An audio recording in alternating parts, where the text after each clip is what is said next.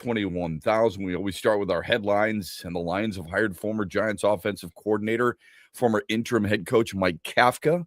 His role not yet defined, but it is a higher offensive position within the organization, which is interesting since the highest you would think is offensive coordinator, and that's Drew Petzing. We'll talk with Mike Payton of A to Z Sports at 8:18. Here's the speculation. This would be my speculation. David Shaw, remember, David Shaw was kind of interviewing for some opportunities out there. Perhaps it's a passing coordinator. How do you lure a guy like Mike Kafka, who is interviewing not just for offensive coordinator positions, but some head coaching gigs? Oh, he didn't get that. There's still 5 openings out there.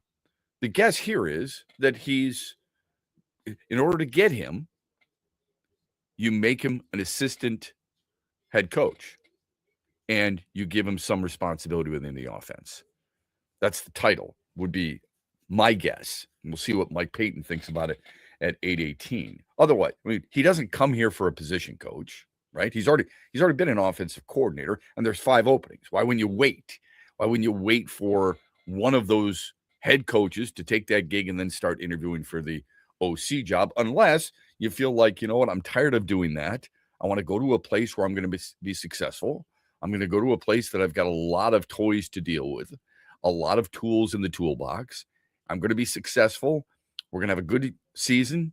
I like Drew Petzing. I can work with Drew Petzing. I can work with Dan Campbell. I enjoyed my visit there when I interviewed for the OC job.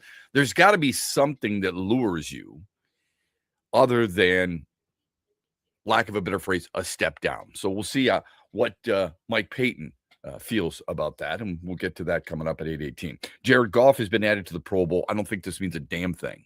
He replaces Sam Darnold. It'll be Goff's 3rd Pro Bowl in the last 5 years. You know the stats. He threw for over 4,500 yards, 34 touchdowns, completing 68% of his passes.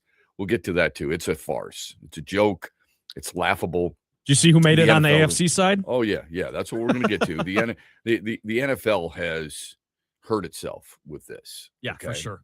The NFL, now everybody views it as maybe a vacation. A lot of times that was how it was viewed before when they would go to Hawaii, but at least they played a football game. This is comical stuff. This is stuff you would, if you never knew about a sport in football and you produced a movie, you might do something like this. If you never knew anything about the sport of football and you wrote a book, you might do something like this. It's incredible. And it's really too bad. I don't know why Jared Goff even does it. The thing that bothers me, and it really shouldn't, because no skin off my teeth, right? The thing that bothers me, if you go to Football Reference and you type in a player's name, okay? Go to Pro Football Reference just for a goof one day. Go to Pro Football Reference. You can go up there and you type in a name. Type in Tom Brady, okay? Greatest player of all time, arguably, whatever. Jerry Rice, whoever you want to. You type their name in, and on their name comes up all these accolades. Brady's a 15-time Pro Bowler, a 3-time All-Pro. Still hard to believe that it was only a 3-time All-Pro. All-Pro means a hell of a lot more than a Pro Bowler. He's a 13-time Pro Bowler. Now you're going to have Shedeur Sanders next to his name, 1-time Pro Bowl. And he was one of, if not the worst, quarterback in football this year. I know people love to believe that this guy earned it and he should have been playing all along, and ESPN will put up just his highlights instead of any of the negative plays.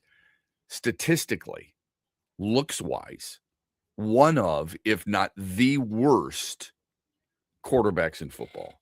But he's a Pro Bowler. And the sad thing is that Jared Goff, on the same day, is announced going to the Pro Bowl. And I wish more guys would just say, you know what, this is a farce. No, thank you. Obviously, there's got to be some financial incentive in there. Michigan takes on undefeated Nebraska tonight at the Chrysler Center.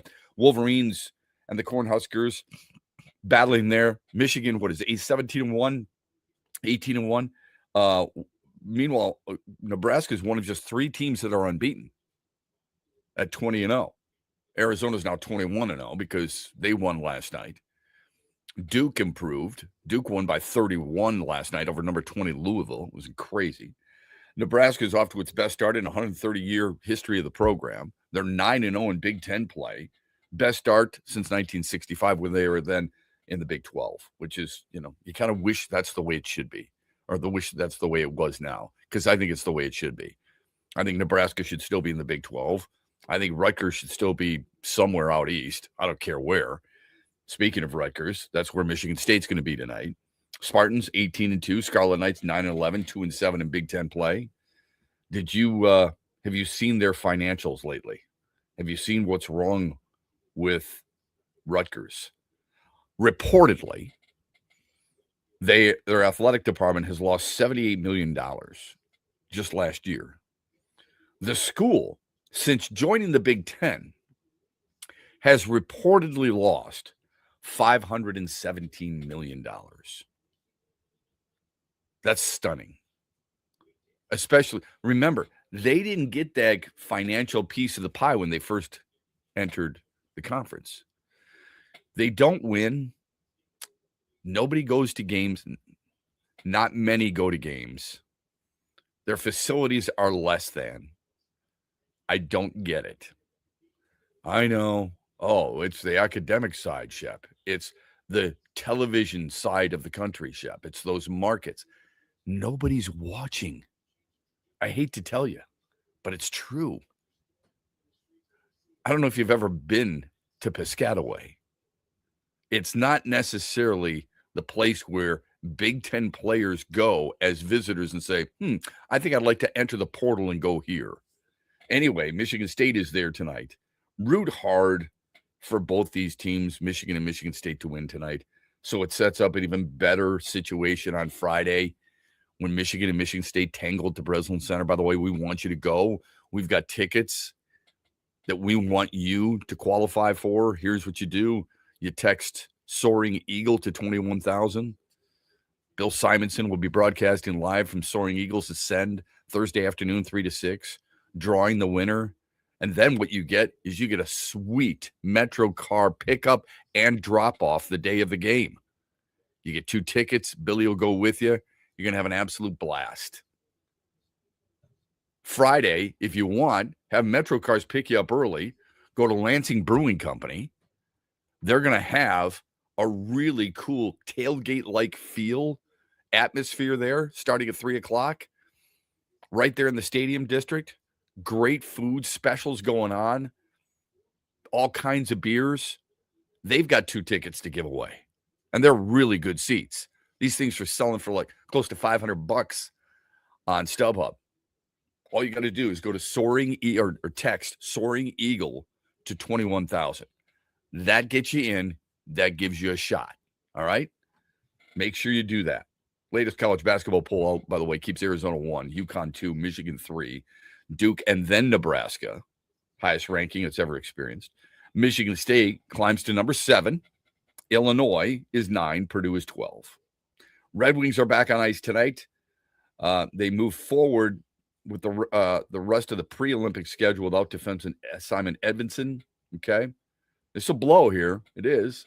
He's second on the team in minutes played. So be alert to that. It is not going to be easy when you lose a guy who chews up that many minutes. And the Wings are going to play the Kings tonight. That many minutes and is that productive. It's going to take some shakeup there for Todd McClellan. Mitch Lanswealth poll question. Which team is more likely to make a trade? Red Wings or Pistons? Vote as often as you want at XB Mornings. We will give you the results in the 8 o'clock hour tomorrow. Max Bultman of The Athletic will join us at 8:35 to talk about those Red Wings here on X's and Bros on a Tullymore Tuesday, brought to you by Mitch Lanswealth.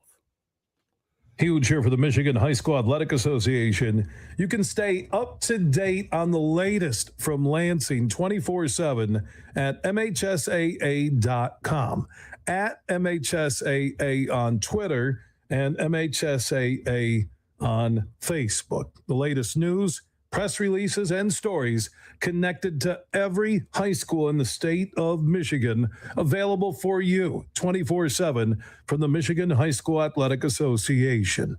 Log on to MHSAA.com, at MHSAA on Twitter, and MHSAA on Facebook. And if you're looking for archive boys and girls high school sports, MHSAA.TV. That's MHSAA.TV. 24/7, everything you need to know about high school sports in Michigan. Log on to MHSAA.com.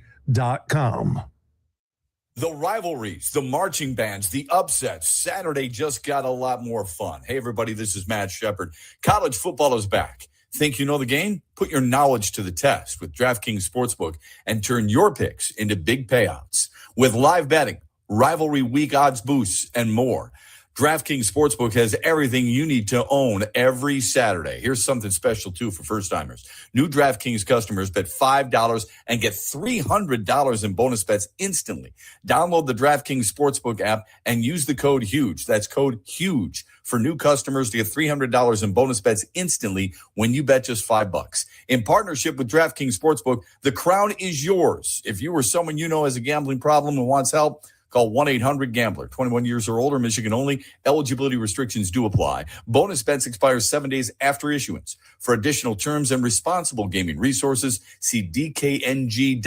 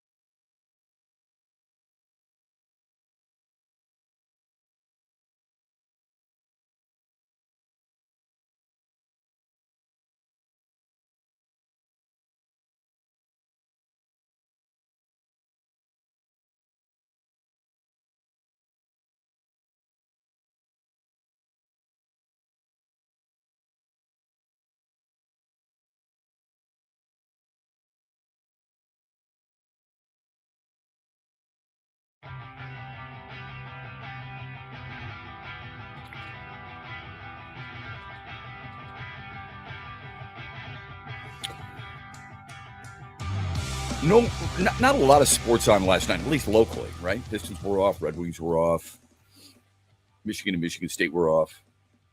What'd you do last night? Actually, I watched some nothing going Australian Open tennis. Oh, did you? Yeah. Okay. And how was that? I mean, it didn't really captivate me. I'll be honest. I played cards with my parents, and that was on in the background. So there you go. Gotcha. Perfect night for cards. Yeah, I watched the Elway documentary. Oh, very nice.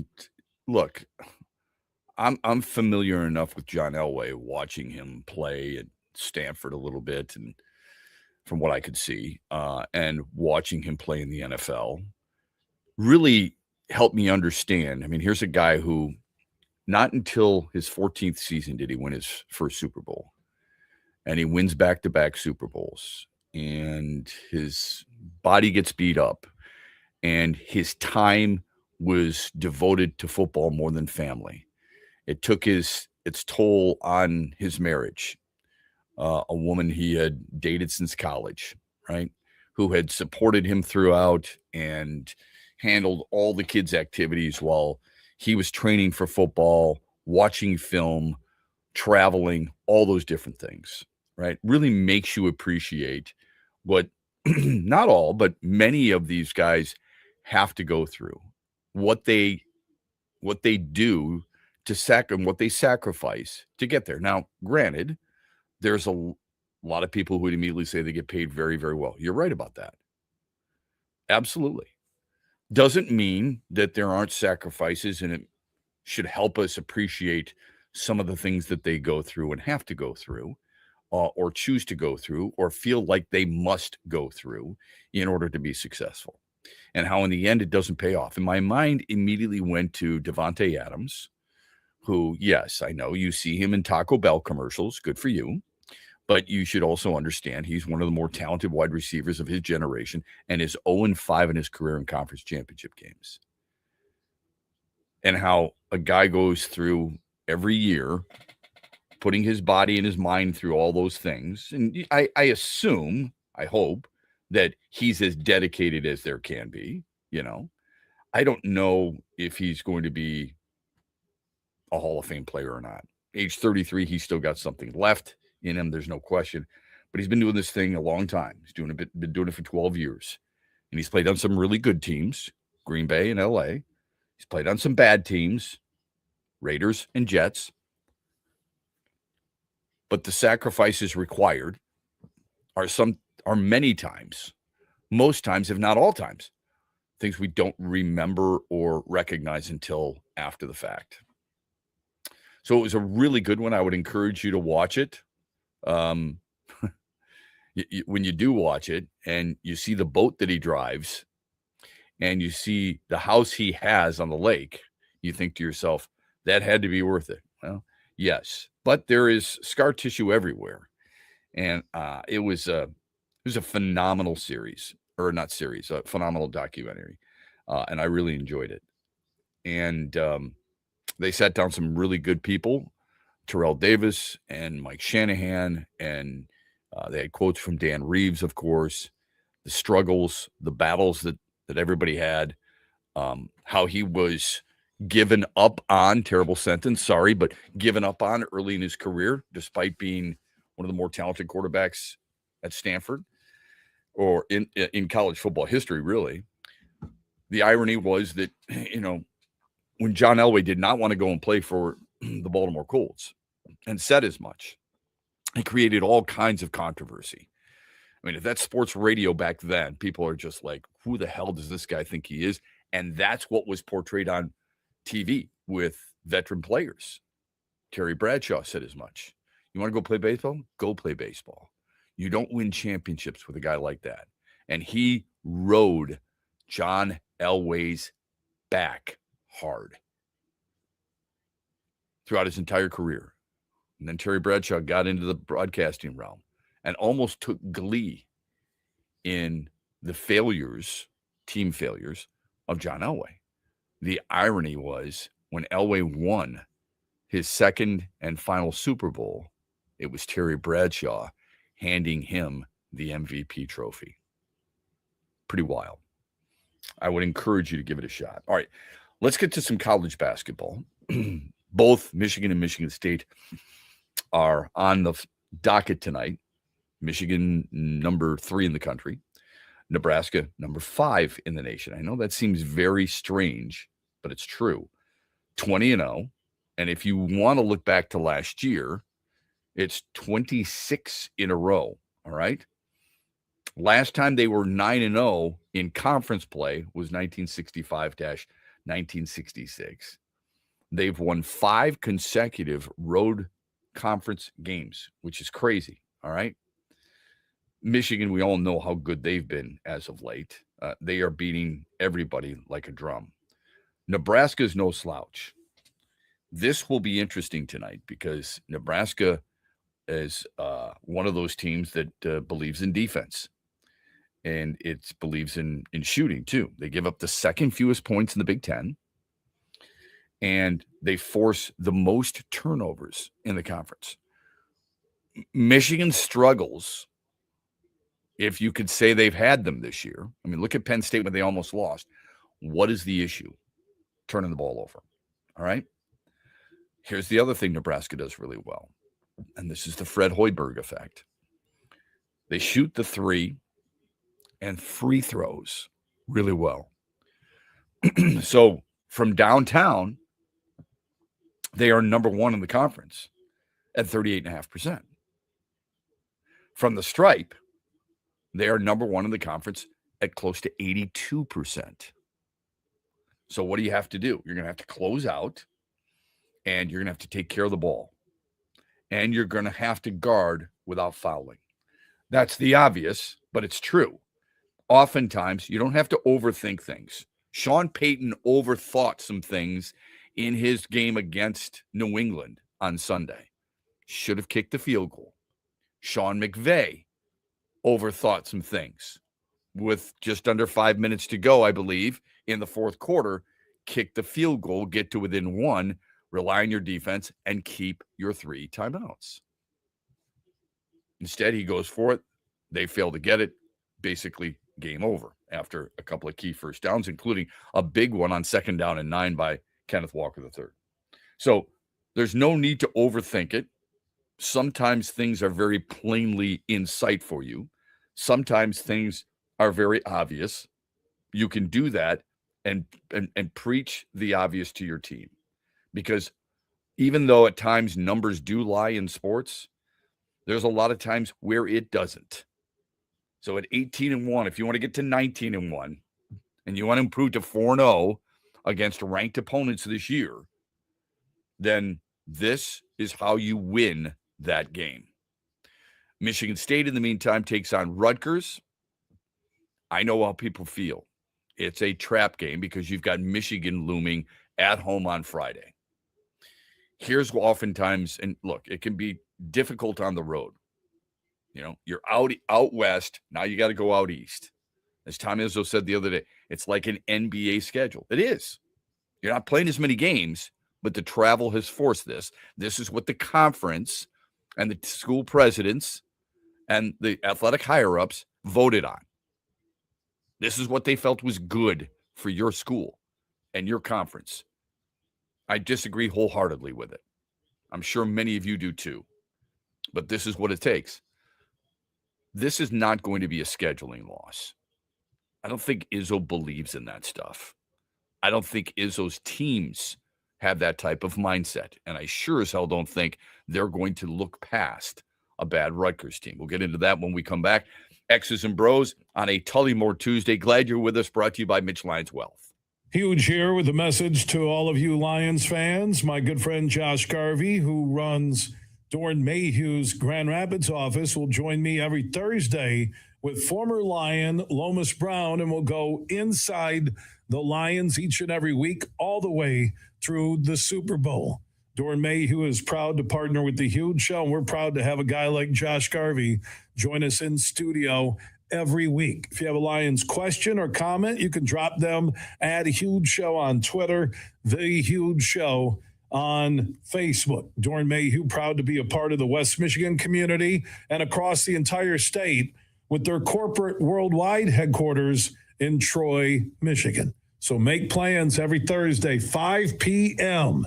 It's Josh Garvey, who is the managing shareholder at Dor Mayhew's GR office, with Lomas Brown on the Huge Show going inside the Lions every Thursday at 5 p.m. At Soaring Eagle, make it a hot Valentine's night.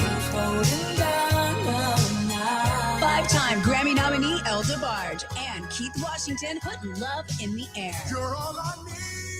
Tickets as low as $50 and are on sale now at the Soaring Eagle box office or etix.com. This Valentine's night, make it hot. El DeBarge and Keith Washington at Soaring Eagle Casino and Resort. Hear that? That's the sound of saving a good deal more when you shop with M-Perks at Meijer. Some delicious Cosmic Crisp apples, money saved. Meijer Essential Paper Towels, that's money saved. Savings, savings, savings. Because every dollar spent is also points earned in M-Perks, which you can use to save on your next grocery trip or up to $1 off per gallon on your next tank of gas. At Meijer, we work hard to help you save a good deal more for a whole lot less. That's bringing more good to life. Exclusions apply. See mperks.com for details. Make sure you listen weekly to our Moving Ferris Forward interviews with Ferris President Bill Pink and other leaders who are moving Ferris forward. Find out more about Big Rapids and Ferris and what they have to offer at ferris.edu.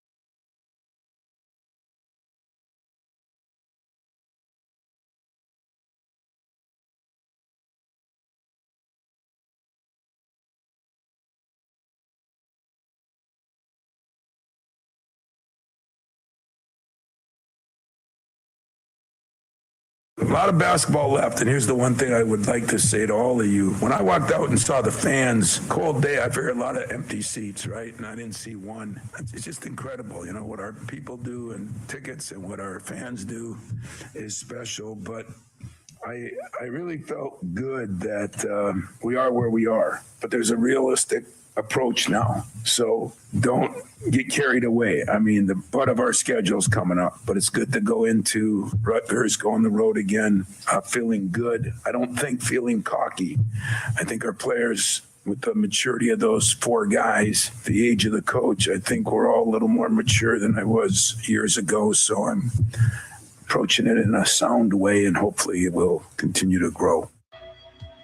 Yeah, Tom Izzo, after his team beat Maryland 91-48, or more appropriately, leading up to the game against Rutgers tonight in Rutgers, which is, yeah, I know it can be difficult to win on the road in the Big Ten if there is a place outside of maybe Penn State that has a worse atmosphere. It's hard to find than Rutgers. It really is. There are times where, look, Michigan State's going to draw all kinds of fans. Even those kids on Rutgers campus are saying, you know what, I don't want to go watch basketball, but I would go see a team like Michigan State.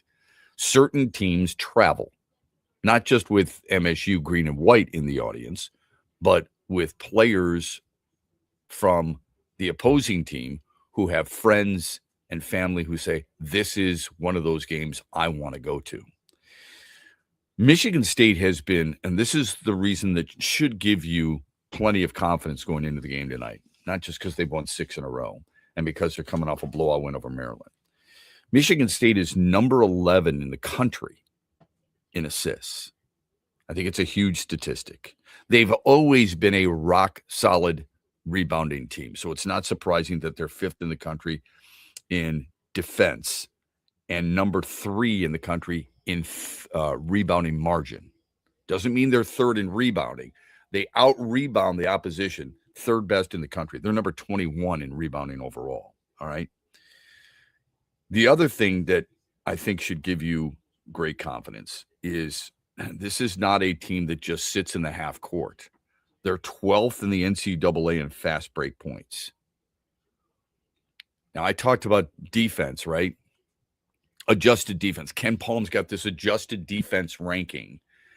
What he throws into it, nobody's quite sure, but everybody believes in it. So if you do believe in it, and oftentimes for me, it's more of a watch and see thing than it is the numbers, because a lot of it can be misleading. The beauty of why some of these numbers fit with the Spartans is because MSU plays such a challenging schedule at the beginning of the year. They're number 1 in adjusted defense. All things that need to be taken into consideration. Despite that, as an article I read yesterday preaches, they've traveled about 3,000 miles in 3 different time zones in a week. This goes back to, I mean, this type of scheduling goes back to the conversation, the debate, and the frustration many of us have with what you're doing with college athletics. These are business trips. And your answer to that is, well, these kids are getting paid. You're right. You're absolutely right. Are all of them? Jeremy Fears is getting paid. He should be, man. I mean, he's coming off a 17-17 game, right? 17 assists, second most in a Michigan State game in history. It's pretty impressive considering some of the point guards you've had. When you've had Steve Smith and you've had Scott Skiles and you've had Mateen Cleaves and you've had Magic Johnson, you've had Travis Walton, you've had guys like that, Cassius Winston, 17. This dude is second all time in a single game. That's pretty impressive. Sean Respert, guard, maybe not necessarily a point guard, but you understand my point, right? He's getting paid. What about the other guys? What about the guys who aren't playing that much? Still wears on them, man. They're not going to the show. What they are doing is they're hoping that they can use the connections they get in basketball and the education they get in MSU. And when they graduate, like my daughter will in May, then you hope you find a job. It's challenging when you're going through that type of rigorous schedule. Really is. Our phone number, by the way, on the Meyer hotline is 866-838-4843. The text line, Sports Radio 21,000. I know nobody's got the perfect solution. I'm not saying we do. But I just, sometimes it needs to be reiterated.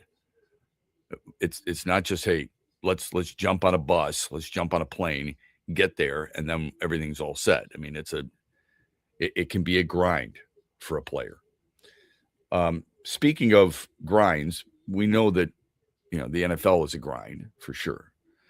What is not a grind and what is a joke is that the Pro Bowl has become a laughing stock, and it will be made fun of, similar to what the NCAA is. The NCAA is constantly getting ridiculed, and for good reason. And now TV shows like SNL are mocking them. I don't know if you saw this past weekend, but they did a thing where they are doing the introduction of players. Trent Bally, Michigan State University, Central Michigan. They go through all like 7 schools on where these guys play as they introduce them. It's really funny. So they're getting ridiculed. The NFL will have the same. Shedeur Sanders was named to the Pro Bowl. And if you don't think it matters to some past players or guys who have received such an honor, think of this. Sean Merriman, who was a very good player for a long period of time. Sean Merriman was a defensive end and a guy who wreaked a lot of havoc, was an all-pro at one point, all right, out of Maryland, ironically enough, played primarily for the San Diego Chargers, also had a couple of years with the Buffalo Bills. So an 8-year vet, much like Mitch Lyons. He was also Defensive Rookie of the Year. And like I said, what I would consider a pretty well-accomplished player. This is what he tweeted the other day. He said, I have a Pro Bowl helmet that I walk by almost every day. It's signed by some of the best players in the history of the National Football League, legends, Hall of Famers, and real GOATs, greatest of all times. The Pro Bowl used to be a badge of honor and respected. Things have changed. It's so well done. He doesn't necessarily say it, but it sure as hell is implied, isn't it? Yeah, I don't know what else. I mean, you could be referring to a number of the replacements, but none of them stick out as much as 7 touchdowns, 10 interceptions in his career, Shedeur Sanders. It's a joke. Yes. I'm trying to think when you say a number of them, like anybody else that sticks out. Think of this for a minute while you think about that. Not that. Do you think Trevor Lawrence in Jacksonville had a good year? Yeah. Okay. He's a finalist for the MVP. You know that, right? Yes. He's one of 5 finalists. He had 38 touchdowns. Whether you think he should be or not, I'm just going to give you some numbers. It's 38 touchdowns, 12 picks, 4,366 yards. He's top 10, top 5 in some categories, important categories that you oftentimes use in an argument with a friend for a quarterback. Top 3 in MVP voting. He's not going. Maybe he was asked and he turned it down, but he's not. I'm sure he was asked. And that's the problem here is that Sure. just because, especially now that they're not actually playing a real game, if you get to the 3rd alternate and you can't fill the spot, don't fill it. This is how we end up with the problem we have right now. This is the problem, though. You're playing dodgeball. Yeah, I know. This is the problem. Players don't find it worthy of their time. That should concern you. Just get rid of it altogether if you want to.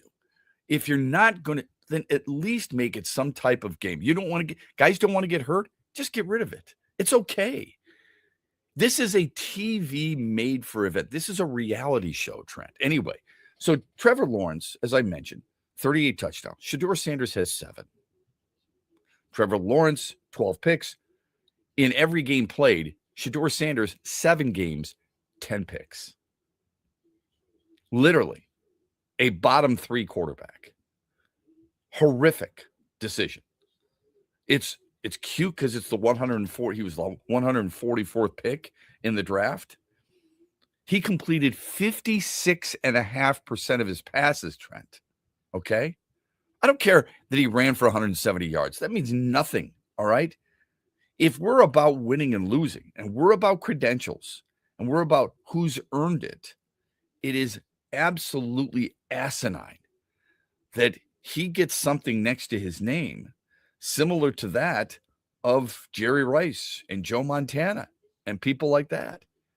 The Browns were 3-4. Look, I get that a lot of TV outlets want to pump his tires. ESPN primarily, because they want to support their boy, Mel Kiper Jr., who died on that hill. He's the one who went out there and said, I can't believe it. All these teams are wrong, so on and so forth. I'm not going to judge Shedeur Sanders after 7 starts in one game. That's unfair. But a Pro Bowl quarterback is ridiculous. And here's the other thing that would bother, I would think, a lot of people.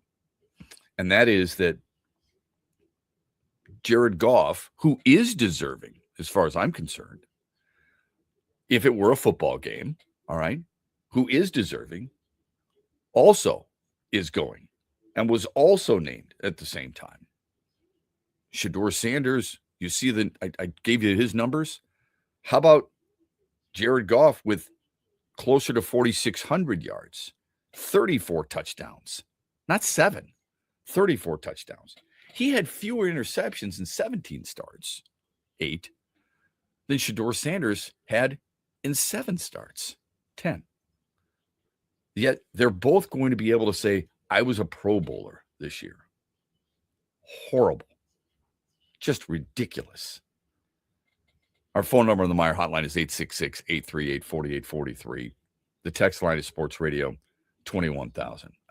It's really too bad what has happened in football and the National Football League specifically. Well, I think you nailed the main problem. Just to wrap that up, you nailed the main problem, which is that they don't think of it as a prestigious honor. So when these players are asked, and I have to imagine there was probably at least 3 or 4 AFC quarterbacks that were asked, turned it down, and then they finally got to Shedeur Sanders, which is why I say if you get to 2 or 3 alternates that decline, cut it off. You're not playing a game anyways. You're not taking it seriously. So why should these players? Right. It's a vacation. That's what it is. It's probably it's just like any other outside of baseball, I would say. And I've said this ad nauseum. Baseball is the most real all-star game because you are forced to play defense and offense. Pitchers are still trying to get you out. Defenders are still fielding ground balls and chasing down fly balls. And hitters are still trying to hit the ball over the wall. Yeah, you can't really fake it in baseball. Yeah, so exactly. Basketball, it's matador defense. We know that. It's a vacation there where guys just want to put on an exhibition. It literally is an exhibition. Yeah. The only sport that actually has a game is baseball. Hockey's the same way. Hockey's just, let's just skate around. Nobody wants to poke check. Nobody wants to take the body. Nobody wants to root guys out in front of the net and all that other stuff. They want to clear their way out of the way of a 90-mile-an-hour shot. So I get it. Here's the thing. Here's what else is happening. And maybe this is just sports, but especially football, and I don't get it.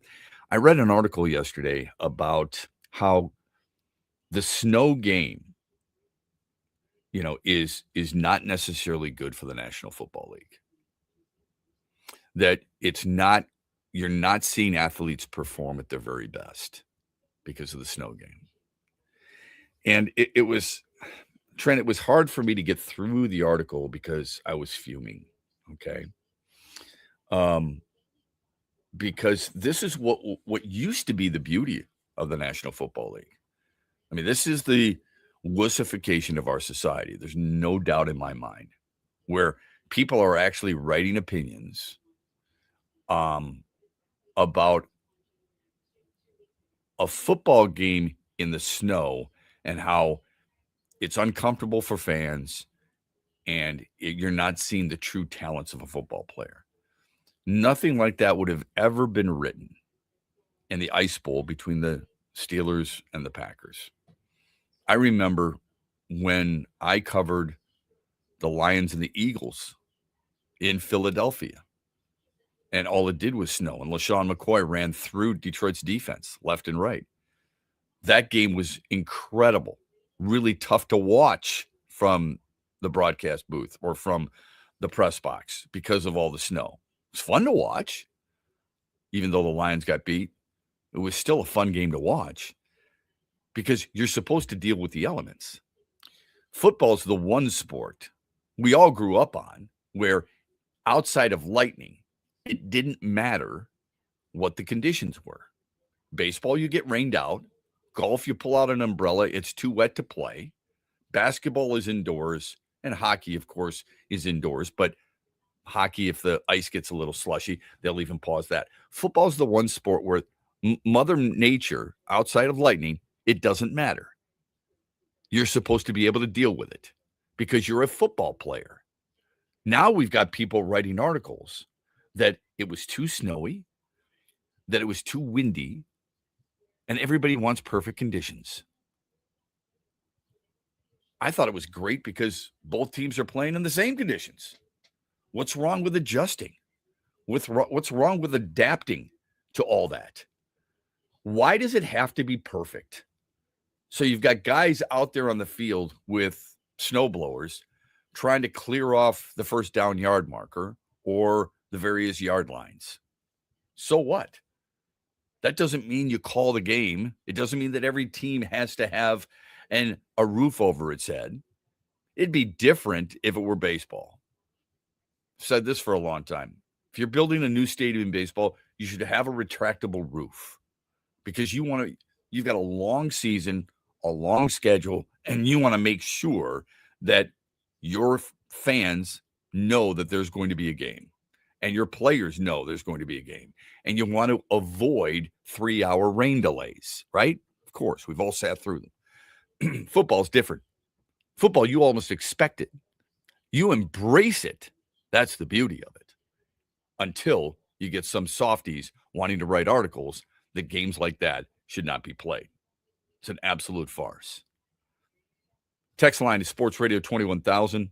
You can text us or call us on the Meyer hotline, 866-838-4843. Just a reminder, 718, looking forward to the conversation, or 818 rather, with Mike Payton. He covers the Lions from A to Z Sports.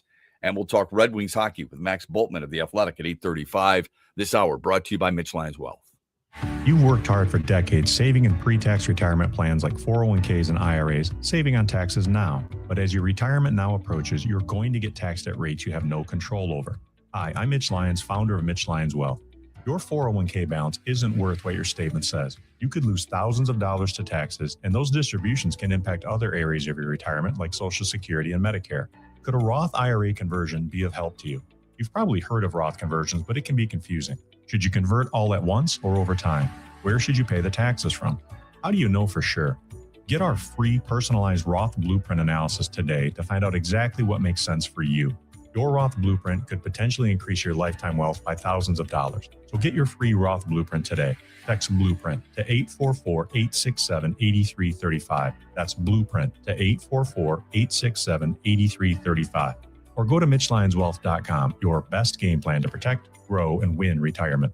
NFL playoffs. Hey, let's go. DraftKings Sportsbook, an official sports betting partner of the NFL, makes every moment feel bigger. In the postseason, the game shifts fast, and with DraftKings live betting options, you can stay right in that moment. Make every moment matter this NFL postseason with DraftKings. Plus, DraftKings has your back with early exit protection. If the player in your eligible NFL prop bet goes down at any point in the first half, you still get paid in cash. With DraftKings, you're covered through the entire half, so why bet player props anywhere else? It doesn't make any sense. New customers, here's your shot. Bet $5, and if that bet wins, you get $300 in bonus bets instantly. Download the DraftKings Sportsbook app now and use the code HUGE to turn $5 into $300 bonus bets if your bet wins. In partnership with DraftKings, the crown is yours. If you or someone you know has a gambling problem wants help, call 1-800-GAMBLER. 21 years or older, Michigan only. Eligibility and restrictions do apply.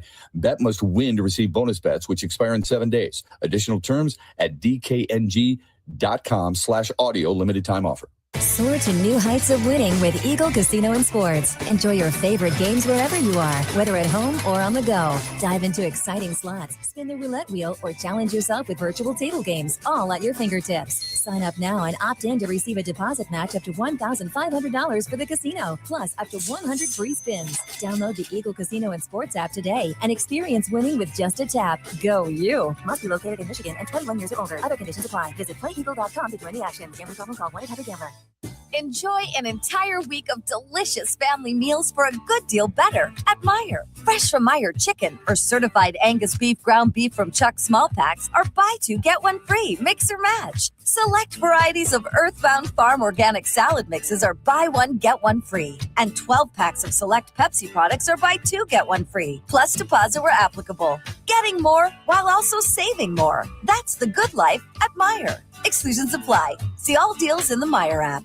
You're listening to X's and Bros with Matt Shepard on the Michigan Sports Network. We'll be right back after this break, but while you're waiting, be sure to vote on our daily poll question presented by MitchLyonsWealth.com at XB Mornings on X. Farrah's Coffee has been family-owned and operated for over 100 years. Its popular Den Blend and Dark Roast is more than coffee and more than the official coffee of the Detroit Lions. It's a call to rise. Farrah's Coffee and the Lions are the perfect match. They embrace those who show up early, cheer loud, and never back down. Den Blend is perfectly roasted in Grand Rapids and provides the ultimate fuel for fans who wake up and roar. Whether you're tailgating at the game or cheering from your couch, Den Blend is your go-to coffee for your game day ritual.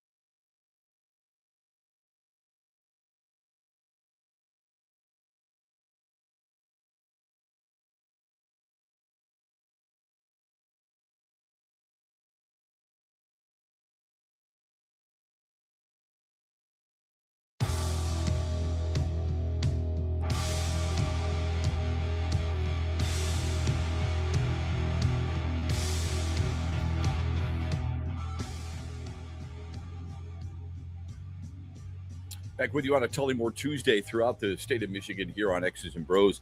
Thanks for staying with us. Again, we've got to be careful when it comes to, as we mentioned, the Pro Bowl situation. Shedeur Sanders making it, as Trent pointed out.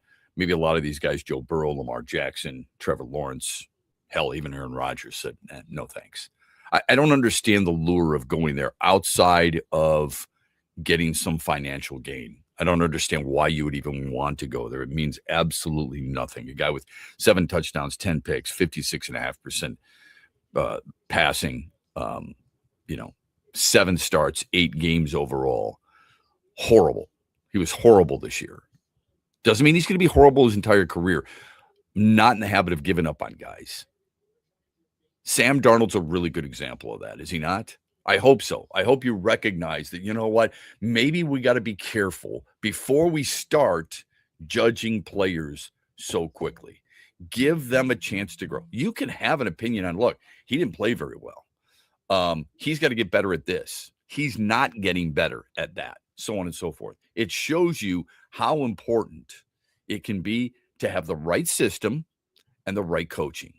Sam Darnold didn't have it. At the time, his general manager, when they let him go, said he's going to be successful. This was not the right fit for him, which is interesting. I don't know why you use a 3rd overall pick on a guy who doesn't fit your system, but it's another example of why you don't necessarily draft for need. You should be drafting for what? Best player available, right? Okay. Let's get to let's get to our phone calls, okay? The Meyer hotline 866-838-4843. And then we've got some text pouring in as well. I don't know if they're about the Pro Bowl, the lack thereof, Michigan State. We've talked about a lot of those different things so far here this morning on X's and Bros. But to the phone lines we go. The Meyer hotline. Go ahead. Zach in snowy Grand Haven. He wants to talk a little Lions with you, particularly Taylor Decker. Oh, yeah, that's a good one. Hi, Sam. Good morning to you. Be safe. How's it going, Shep? Good. Thanks for the call, buddy. Hey, just a quick thought. I haven't listened if you guys have talked about it recently, but I hear it on my drive home a lot, the Taylor Decker situation, and I've seen reports about if he were to come back, if they would cut him or not. And my question to you, Shep, and your thoughts on how long do you wait to get an answer from a player, especially the offensive line, so we're not having a similar situation with Kevin Zeitler like last year, about if you're coming back and if not, and how that changes your draft, like your the way you prepare. One more time. Go. Keep going, Zach. Keep going. I don't know where it cut off, but I was just saying, I was curious as to how long do you wait to get an answer from Taylor Decker, and how does that change your draft scouting ability and how you prepare for the draft? Yeah, I don't think it changes how you prepare for the draft or your scouting ability, but you do want an answer. You've got to have a better pulse than what you had with Frank Ragnow, because you do not want, by any stretch, to be put in the same situation.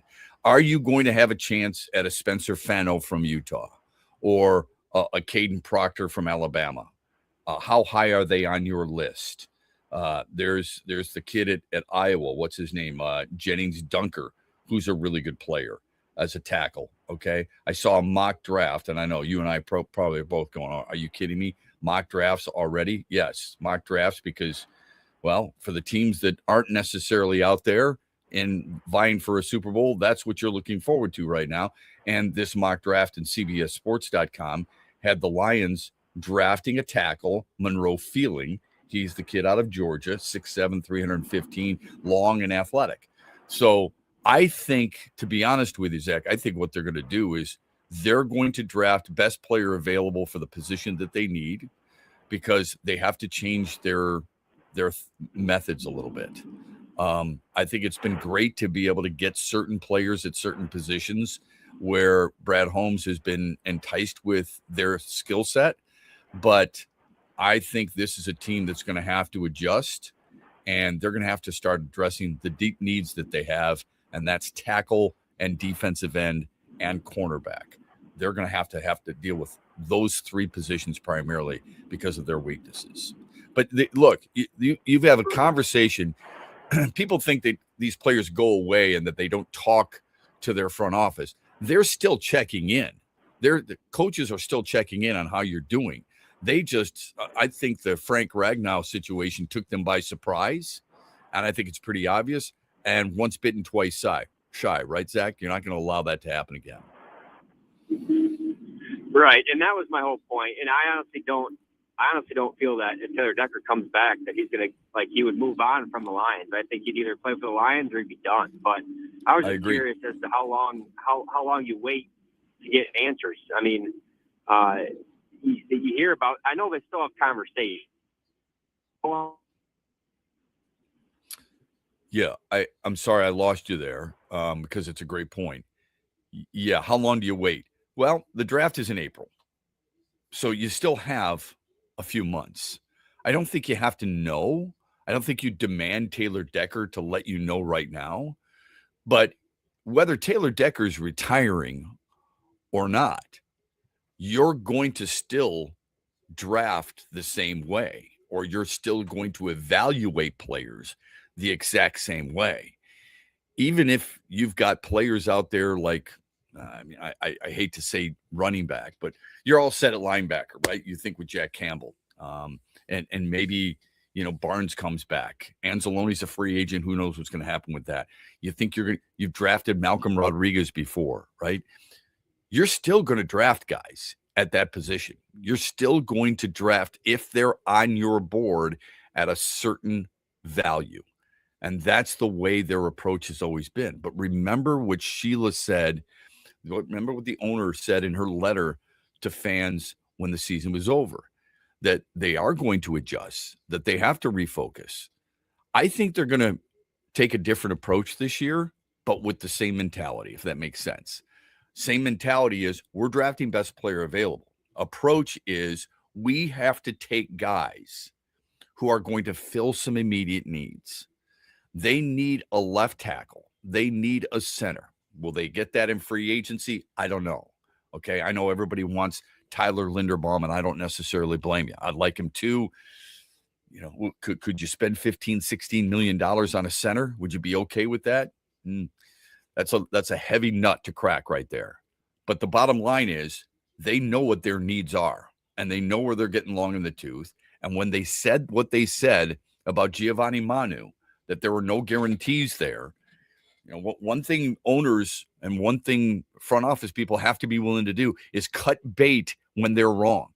If Manu did not impress, and it sure didn't sound like he did, because otherwise Brad Holmes wouldn't have said in his postseason remarks what he said about Giovanni Manu, you go out and you get a guy. I don't know if it's Monroe feeling, okay? I don't know if it's Caden Proctor. But they are looking at those guys for a reason. They are looking at those guys because they understand not only they're the good athletes, but they are immediate starters in their offense. Maybe Taylor Decker comes back at a much lesser number and doesn't get as many snaps. Okay? And you ease your way in with a left tackle. Maybe that's how he saves his body for one more year. But if he's not into it, you need a guy to replace him right away. My point is, either way, you're going to need that player. Phone number, it's a good question. 866-838-4843. They're going to get a tackle. Some way, some form. Trade, free agency, or draft. Most likely the latter. They're going to get one, whether Taylor Decker comes back or not. And they're going to draft one highly. We'll get to some texts on the other side. Just a reminder, we could ask Mike Payton just about that. That's a really good question for Mike Payton. He's going to join us at 8:18 from A to Z Sports to talk Lions on X's and Bros on a Tullymore Tuesday, brought to you by Meijer. Enjoy an entire week of delicious family meals for a good deal better at Meijer. Fresh from Meijer chicken or certified Angus beef ground beef from Chuck small packs are buy two, get one free. Mix or match. Select varieties of Earthbound Farm organic salad mixes are buy one, get one free. And 12 packs of select Pepsi products are buy two, get one free. Plus deposit where applicable. Getting more while also saving more. That's the good life at Meijer. Exclusions apply. See all deals in the Meijer app. This week is filled with intensity. Two of the best teams in college basketball clash for the first time this year, Friday night in East Lansing. It's Michigan State Week, and we want to send you to the game at the Breslin Center. The Huge Show will broadcast live from Soaring Eagle Thursday from 3 until 6 in the afternoon. The winner will be drawn and take a friend to the game with Bill Simonson. Metro Cars and Metro Cab of Grand Rapids will allow you to ride and arrive in style. They will pick you up and drop you off Friday afternoon. Lansing Brewing Company will host a happy hour pregame from 3 until 5 at their brewery in the Stadium District. They'll have a pair of additional tickets to give away. And Shep will host a watch party Friday night at Ascend inside Soaring Eagle with former Spartan Mitch Lyons. Listen to X's and BrO's in the morning and the Huge Show in the afternoon. And text the word Soaring Eagle to 21,000 to register. The word is Soaring Eagle to 21,000. And good luck. Mitch Lyons here, founder of Mitch Lyons Wealth, where we create your best game plan to protect, grow, and win retirement. I'm here with Tiger legend Kirk Gibson, who we are proud to support and partner with on the newly opened Kirk Gibson Center for Parkinson's Wellness. Thanks, Mitch. We appreciate your support, and we are excited to have recently opened the center in Farmington Hills. It provides exercise therapy and educational programs that are helping the Parkinson's community.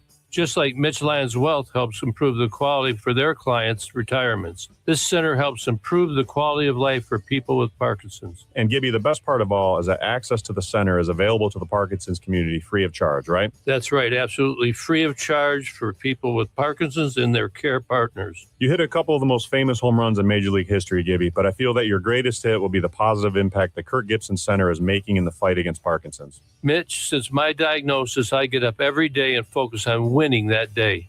This center encourages others to do the same. Awesome, Gibby. To learn more, go to kirkgibsoncenter.org.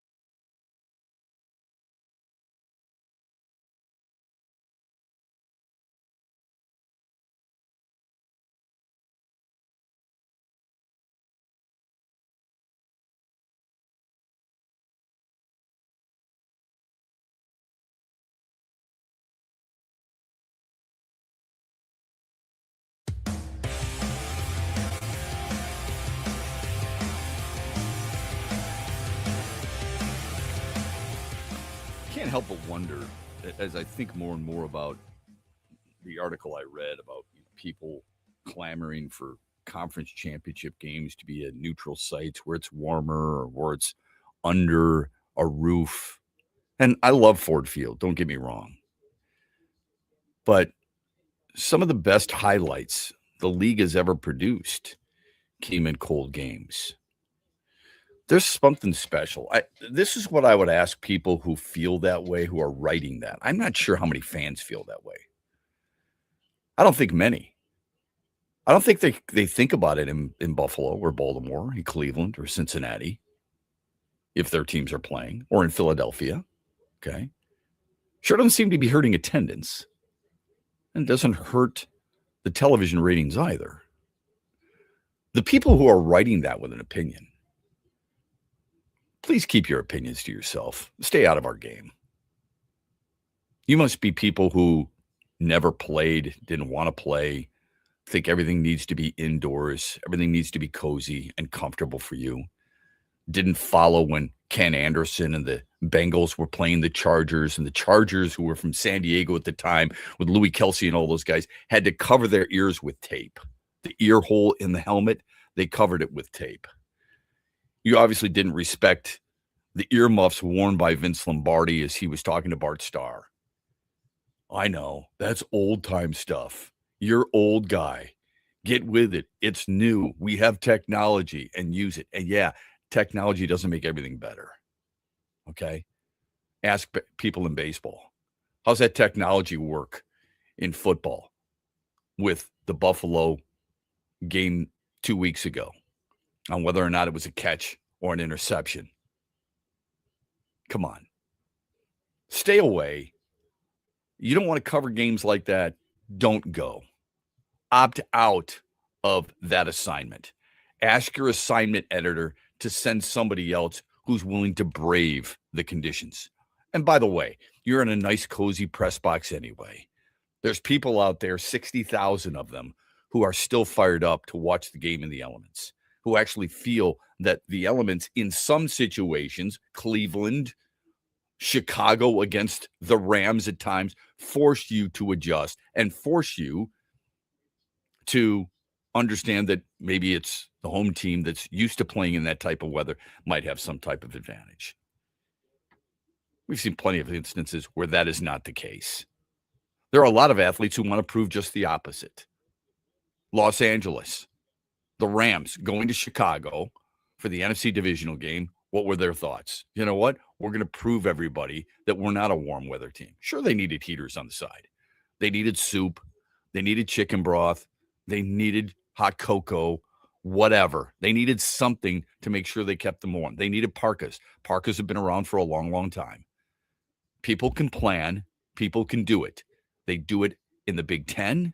They do it in the ACC to a certain extent. They do it all over the country.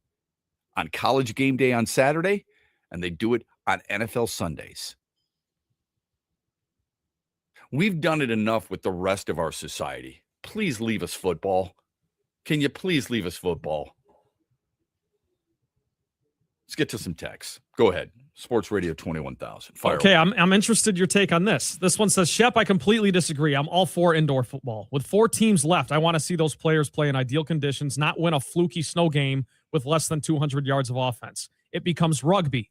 No field goals. You can't pass. It turns into field position and punting. They played all season for that.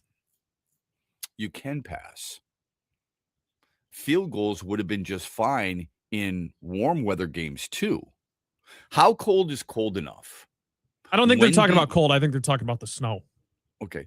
So the snow, even though we've seen it for years, for decades, since the NFL has been around, we've seen it in Green Bay. We used to see it in Detroit when they played at Briggs Stadium and Tiger Stadium until they moved to the Dome. We've seen it in Denver. There's plenty of cold weather games that we've seen. And teams have been able to throw the football. Teams have been able to move the football. Teams have been able to score. Everything's got to be perfect. For what? Doesn't it tell you just as much about a team when they can adapt? You don't think guys should be able to throw? Dan Fouts, even though they played in San Diego, he could still throw. Remember, he went to Oregon. There's a misconception that there are cold weather and warm weather players. I hate to tell you, but Caleb Williams played at Oklahoma and USC, and now he plays in Chicago. You think suddenly that he's a better quarterback in the cold weather? He had to adjust, and you can. It's okay. Things are going to happen like that. I don't get it, man. Jalen Hurts, he played at Alabama and Oklahoma. He's from down south, and suddenly you feel like, okay, in Philadelphia, he becomes Superman, or he melts because he's from a warm weather area? Why do we never think that the opposite way? Dan Marino's from Pennsylvania. It gets cold there. Suddenly he goes down to Miami. You don't think he can readjust to the cold when he grew up playing in the cold? How have we not seen athletes at their best? O.J. Simpson rushed for over 200 yards in a game once. Played for Buffalo. Played college at USC. Must be a warm weather guy. Over 200 yards on an icy field. Why is it suddenly this year we've got a problem with it? Where it's, oh my gosh, it's Denver and New England. Oh, I forgot. New England plays in the snow too. So both teams should be, quote unquote, used to it, right? Just because it was 10-7 doesn't mean that it was inappropriate for the game to be played in those types of conditions. What's worse, the snow or the wind that we saw in Chicago 2 weeks ago? I would say the wind in Chicago. And by the way, that game featured 37 points. How much is enough? Texas, they play indoors. They hung with New England on a very chilly day in the divisional finals, did they not? I don't understand where this mindset has come from. Well, maybe I should. Maybe I should understand where the mindset came from. It's really too bad that's how people feel. Football is supposed to be played, I think, outdoors. And yes, I grew up watching it outdoors, with Minnesota outdoors, with Denver and Kansas City. It gets cold in Kansas City too, man. I hate to tell you that. So you want everything to be Los Angeles or Dallas. What's the objective? If you're not going to play Denver and New England in Denver because it's snowing, God forbid, Mother Nature have a say in something, where do you propose they go? How soon must you know that it's going to be inclement weather in order for you to move the game there? And then what do you do about people who are supposed to go for a home field advantage? What's more important, getting the 1 seed and having home field advantage, or playing a game at a neutral site where the home seed apparently doesn't matter and those who have the most money can go and watch it? You're talking about you want to see athletes at their highest level. Well, guess what? I want to see athletes who deserve all season long to get home field advantage and get it. You think Denver lost because it was, they worked all year for that number 1 seed, and that's the kind of game you get, 200 yards of offense? I bet you if Bo Nix is playing, they're probably gaining more than 186 yards of total offense. Couldn't disagree with you more. But that's what makes sports discussion great here on X's and Bros on a Tullymore Tuesday. We're brought to you this hour by Meyer. Don't forget, Mike Payton, A to Z Sports, joins us at 8:18. Max Bultman, the hockey writer for The Athletic, will join us at 8:35 to talk Red Wings, Simon Edvinsson, and more here on X's and Bros. You've worked hard for decades saving in pre-tax retirement plans like 401ks and IRAs, saving on taxes now. But as your retirement now approaches, you're going to get taxed at rates you have no control over. Hi, I'm Mitch Lyons, founder of Mitch Lyons Wealth. Your 401k balance isn't worth what your statement says. You could lose thousands of dollars to taxes, and those distributions can impact other areas of your retirement like Social Security and Medicare. Could a Roth IRA conversion be of help to you? You've probably heard of Roth conversions, but it can be confusing. Should you convert all at once or over time? Where should you pay the taxes from? How do you know for sure? Get our free personalized Roth Blueprint analysis today to find out exactly what makes sense for you. Your Roth Blueprint could potentially increase your lifetime wealth by thousands of dollars. So get your free Roth Blueprint today. Text Blueprint to 844-867-8335. That's Blueprint to 844-867-8335. or go to MitchLionsWealth.com, your best game plan to protect, grow, and win retirement. Step into luxury this January with a $275,000 Escalade giveaway at Soaring Eagle Casino and Resort. Every Friday and Saturday from 5 p.m. to 11 p.m., 2 lucky guests will win $250 in premium play and 250 bonus entries every hour. And don't miss the grand finale on January 30th and 31st at 11 p.m. One lucky winner each night will drive away in a 2026 Cadillac Escalade. Only at Soaring Eagle Casino and Resort. Your getaway reimagined. Visit SoaringEagleCasino.com for complete rules and details. Huge here for the Michigan High School Athletic Association. You can stay up to date on the latest from Lansing 24/7 at MHSAA.com, at MHSAA on Twitter, and MHSAA on Facebook. The latest news, press releases, and stories connected to every high school in the state of Michigan, available for you 24/7 from the Michigan High School Athletic Association. Log on to MHSAA.com, at MHSAA on Twitter, and MHSAA on Facebook. And if you're looking for archive boys and girls high school sports, MHSAA.TV. That's MHSAA.TV. 24/7, everything you need to know about high school sports in Michigan. Log on to MHSAA.com. Thanks for listening to X's and Bros with Matt Shepard, only on the Michigan Sports Network.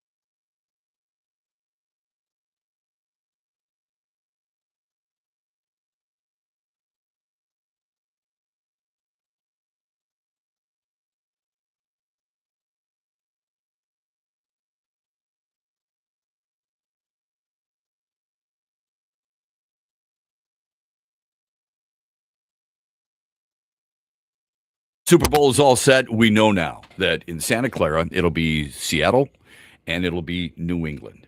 DraftKings Sportsbook knows you are locked in. The official sports betting partner of the NFL wants to make every moment feel bigger for you. And with DraftKings live betting options, you can stay right in that moment. Plus, DraftKings has your back with early exit protection. If the player in your eligible NFL prop bet goes down at any point in the first half, you can still get paid in cash. With DraftKings, you're covered through the entire half. So why would you bet player props anywhere else? Doesn't make any sense. New customers, here's your shot too. Bet just $5. If that bet wins, you get $300 in bonus bets instantly. Download the DraftKings Sportsbook app now. Use the code HUGE, HUGE, and turn $5 into $300 in bonus bets if your bet wins. In partnering with DraftKings, the crown is yours. If you or someone you know has a gambling problem and wants help, call 1-800-GAMBLER. One reminder that eligibility and restrictions do apply. 21 years or older, Michigan only. Bet must win to receive bonus bets, which expire in 7 days. For additional terms at dkng.com/audio, go there. It is a limited time offer.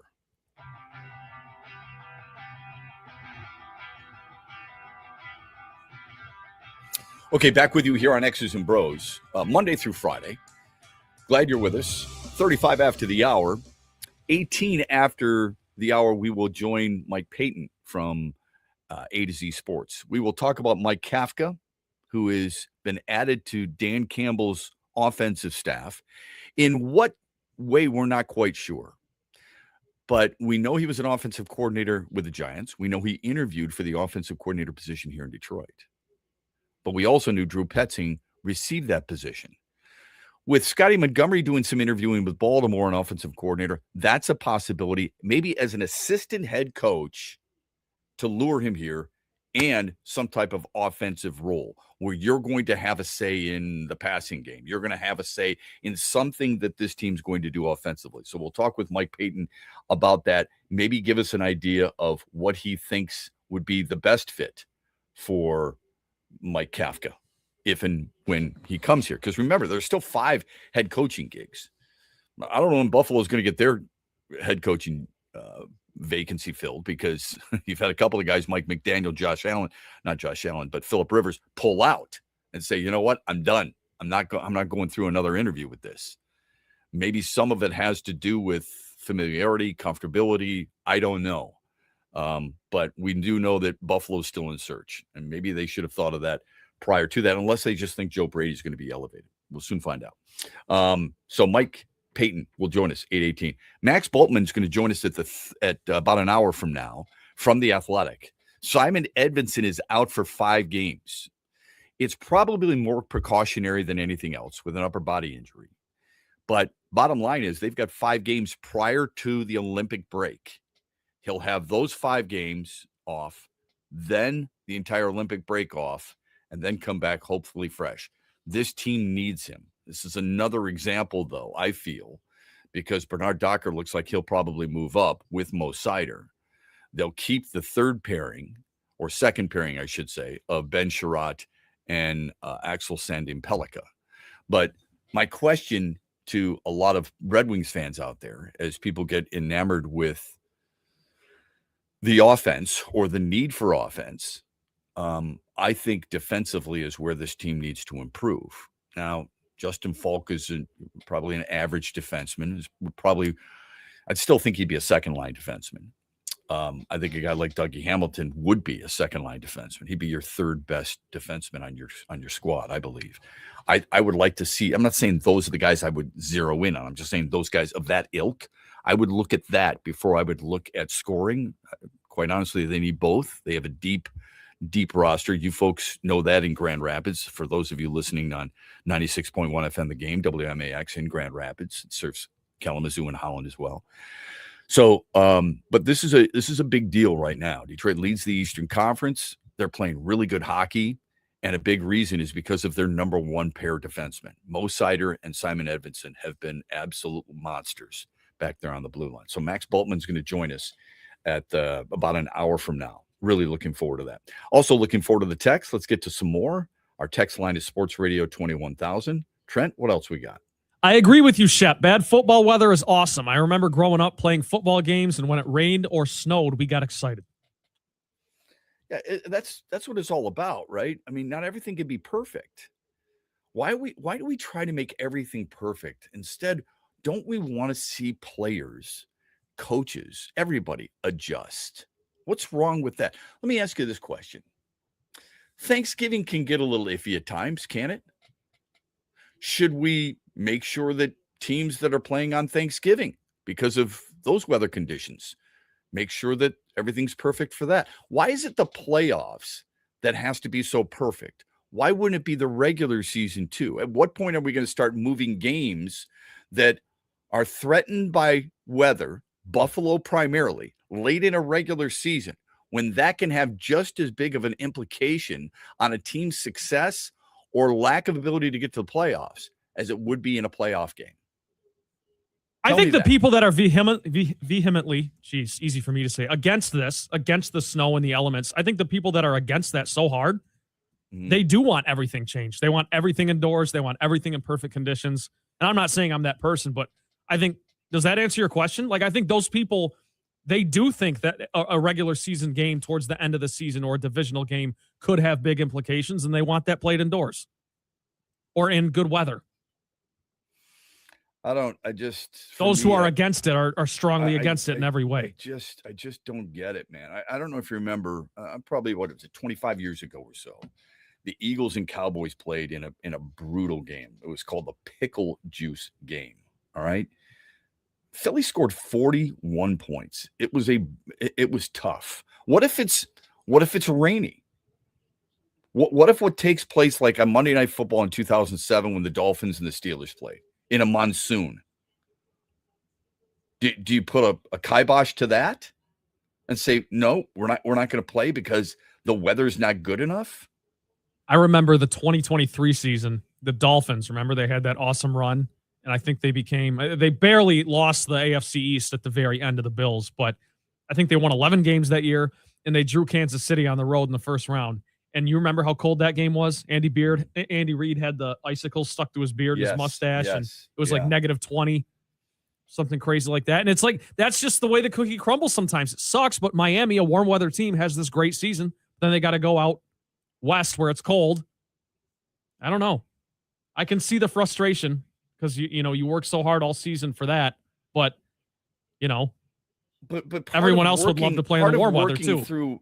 Part of working through all season through that means you've had to adjust to other conditions too. Again, I'll bring up the 2013 game, Lions and Eagles, that I was at. Calvin Johnson was still making catches. Remember, he came up, he had snow all on his face mask. Yeah, that's a very infamous photo. Yeah, it is. LaShawn McCoy ran for 200 yards, 217 to be exact, and 2 touchdowns. What was the big deal there? What if there was who was it? Philadelphia. Oh, man. I think it was Chicago. Philadelphia and Chicago. You can correct me if I'm wrong there. It was a late 80s division. I don't know the year. Late 80s divisional playoff game. It was a fog bowl. Couldn't even see. It's crazy. What do you do about that? Everything's got to be indoors. You're going to ask everything. If you think I'm an old guy for the Ice Bowl in 1967, forget it then, okay? It's the NFL championship game. Both teams had to play in it, but it doesn't matter, right? We want everything perfect. You know what I want? I want my athletes similar to that of the people who protect our nation. They must be able to adapt and adjust. And I think that's what football, more than any other sport, forces you to do that. Yeah, Shep, the Fog Bowl was December 31st, 1988. So New Year's Eve of 88. Okay, so it was the Bears and the Eagles. The Bears won it 20-12. So I was right there, yeah. 20-12. Fog cut visibility about 20 yards. Tell me that. How many points is enough for fans who want everything protected and nice and neat and comfortable indoors for you to recognize that it doesn't work outdoors? I mean, if 20 points, we just talked about that Fog Bowl. 28 points or 20 points. It's 20-12 game. You didn't like it was 10-7 between Denver and New England. If it were 20-14, would that be acceptable? Would that been okay for you? Honestly, I think it would have been. Okay, well, I don't know the answer both to that teams- because I'm not both the one. teams left some points out on the field, didn't they? They did. And I'm not complaining about this, to be clear. I I know agree you're with not. you. I I don't know. mind the elements. But I do think that, if you ask that question, I'm not trying to be a smartass. I think people would say, yeah, if it was 20-17, I would have been fine with it. Because it would have implied more points, more excitement. Well, but Trent, here's my only issue with that. When we talk about points and excitement, that's what it requires. And In ball order movement. for us to be entertained, you have to have points and movement. It wasn't awful conditions when Seattle blew out San Francisco. San Francisco only scored 6 points. Why was there no complaints after that? What about the Patriots and the Chargers? Right? It was 16-6. Yeah. Were the conditions so overwhelmingly bad there that you felt like you had to go indoors? Maybe it's just two teams with good defenses that prevent you from really getting anything done. There's an indoor team, Houston, that went into Pittsburgh and won going away. To me, we're looking for the perfect scenario so we can see everybody's high skill level and everybody plays on the level. Everybody's playing at the level playing field right now. Isn't part of a skill being able to adapt to different conditions? Yes. Okay. So who's going to throw better in the wind? Who's going to throw better in the snow? Who's going to throw better in the rain? Which quarterback can do that? And you know Do what? It think doesn't Drake even May had a better advantage than Jarrett Stidham in that snow? No. Here's the advantage. He's a better quarterback. He's just better at football. Yeah. Right. and it doesn't need to be for the entire game, if you know what I'm talking about. Because the Stafford game in Chicago, right? I think that's a great example because he was not great all game, but in spurts when he needed to be, he turned it on and got it done, right? And was fine on that final drive of the game and then the final drive of overtime to win it, So it's not like you need to put together 4 quarters and an overtime period of great football in those conditions. You just have to win the game, do enough to win the game. Let me give you some week 18 scores, okay? Some of those games mattered, some didn't. Tampa and Carolina, no problem with the weather, 16-14. Seattle and San Francisco, no problem with the weather, 13-3. Falcons and Saints, both indoors, 19-17. Sounds like a thrilling game to me. Vikings and Packers in Minnesota, indoors, 16-3. There's a charmer. I mean, come on. That's laughable. More text. Go ahead. Shep, couldn't you argue the NFL should want more indoor stadiums? It's a better product. I know we like it because it's old school and it's fun to watch on TV when it's snowing, but you can't sell me the AFC Championship game was good football on display. Well, I guess I would ask you this when it comes to that. When you say it's a better product, how good were the Raiders indoors this year? Terrible. They were 2-7. Fired their coach. Yeah, they were 2-7. The Vikings at home this year were 4-4. The Lions were a couple of games better than 500. New Orleans was under 500. These are all indoor teams now. Arizona was 1-7. You know what makes better football? Teams. You know what makes better football? Players. You know what makes better football? Good coaching decisions. Sean Payton kicks a field goal. You're tied at 10. Maybe that's an unfair assumption. He kicks a field goal instead of going for it on 4th down, putting his team in a bad situation. His team's up 10-0. Maybe New England comes back. Suddenly you might have overtime. All right. And suddenly the game ends up 17-10 instead of 10-7. How is it bad football? Neither one of those teams are going to score a lot against the opposing team's defense anyway, because they were really good defensive teams. I don't think it mattered all that much with the conditions. It mattered when you were kicking. Guys can still throw in the snow. Guys can still run in the snow. They have longer cleats. Guys have gloves. You're giving them all the advantages that past players never had. Pittsburgh and Oakland, outstanding matchup. at Three Rivers, freezing cold. Hell of a game, right? Over and over and over again. You saw those two teams square off. Houston was an indoor team, went into Pittsburgh. It was Dan Pastorini and Mike Renfro in the back of the end zone. Should have caught it. He did catch it. Instant replay today would have said it was a catch. Instead, they said it wasn't a catch. But Houston, who was an indoor team, played toe-to-toe with Pittsburgh. What difference does it make?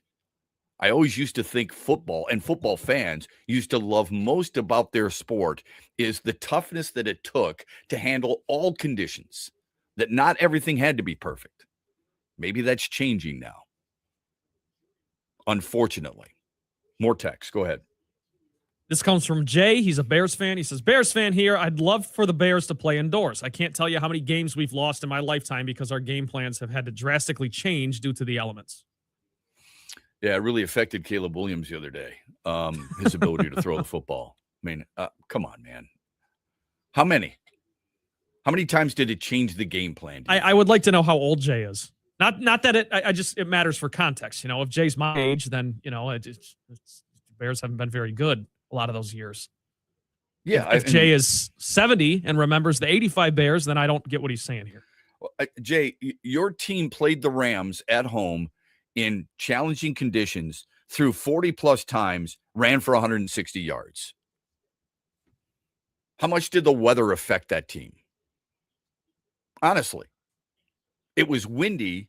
Caleb Williams retreated 21 yards on a fourth down, threw the ball 55 yards to Cole Clement in the end zone to force overtime. Your team has benefited from those conditions as much as maybe it changed their game plan, according to you. So I would strongly disagree with that. Both teams seem to be just fine. Rams rushed for over 100 yards. Matthew Stafford threw for like 260 yards. Caleb Williams threw for 260 yards, and they rushed for 160. You tell me how that affected your team. That's just one example. Jay's probably got more examples of how maybe it hurt his team. I could give you examples of how it helped your team in certain situations. Against the Giants, against the Niners, against the Rams in the past, who knows? Quick timeout. Back with more in the final hour of X's and Bros on a Tullymore Tuesday. This hour has been brought to you by Meijer. It's time to go on the court with Tim Stout. It's a new day to celebrate and be free. It's a new day full of action and excitement because it's a day for winning. Only at Soaring Eagle Casino and Resort. It's a new day. Visit SoaringEagleCasino.com. It's a big showdown week for Michigan State men's basketball, just as it is for the Michigan Wolverines as well. And they don't play necessarily on the weekend. Friday night, 8 o'clock in the Breslin Center. But there are hurdles before that. Michigan State expected to win easily Tuesday night at Rutgers, but undefeated Nebraska at Michigan. So what a big week it is for the Wolverines. And no matter who wins the game on Friday night, they'll get a return match in Ann Arbor on the final day of the regular season, March 8th, Michigan and Michigan State. And in that game, who knows what will be at stake. At the moment, Michigan and Michigan State each with one conference loss. But by the end of this weekend, who knows how the Big Ten standings might have changed. What's up, Michigan? You're listening to my good friend Shep. The Huge Show is coming up later today at 3, right here on the Michigan Sports Network. Thanks for tuning in to X's and Bros with Matt Shepard, only on the Michigan Sports Network. Enjoy an entire week of delicious family meals for a good deal better at Meijer. Fresh from Meijer chicken or certified Angus beef ground beef from Chuck small packs are buy two, get one free. Mix or match. Select varieties of Earthbound Farm organic salad mixes are buy one, get one free. And 12 packs of select Pepsi products are buy two, get one free. Plus deposit where applicable. Getting more while also saving more. That's the good life at Meijer. Exclusions apply. See all deals in the Meijer app. Huge here with a message to all of you Lions fans. My good friend Josh Garvey, who runs Doran Mayhew's Grand Rapids office, will join me every Thursday with former Lion Lomas Brown, and we'll go inside the Lions each and every week all the way through the Super Bowl. Doran Mayhew is proud to partner with the Huge Show, and we're proud to have a guy like Josh Garvey join us in studio every week. If you have a Lions question or comment, you can drop them at Huge Show on Twitter, The Huge Show on Facebook. Doran Mayhew, proud to be a part of the West Michigan community and across the entire state with their corporate worldwide headquarters in Troy, Michigan. So make plans every Thursday, 5 p.m.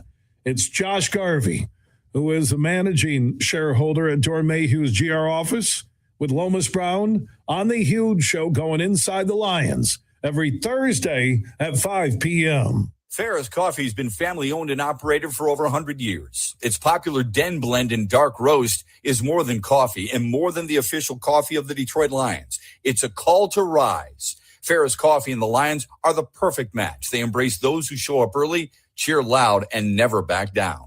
Den Blend is perfectly roasted in Grand Rapids and provides the ultimate fuel for fans who wake up and roar. Whether you're tailgating at the game or cheering from your couch, Den Blend is your go-to coffee for your game day ritual. From Grand Rapids, Kalamazoo, Muskegon, Petoskey, Charlevoix, Traverse City, Cadillac, Lansing, and beyond, you are listening to X's and Bros with Matt Shepard only on the Michigan Sports Network. The Freddie the Pizza Man Foundation is dedicated to providing support to families and Michigan schools touched by autism. We invite you to join us in supporting these families and schools by making a donation at freddythepizzaman.com. With your donation, you can help provide essential resources that can make a real impact. Visit freddythepizzaman.com to make a donation and to learn more about the foundation's mission. That's FREDI thepizzaman.com. Together, we can make a difference.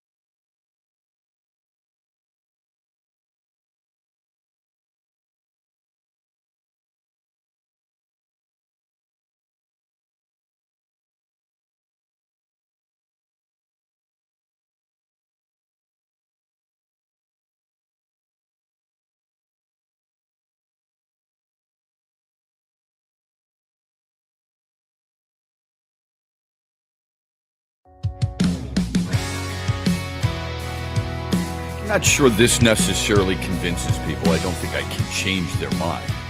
I think it comes more from a comfort standpoint for a fan. You want to feel comfortable in a stadium. I get it.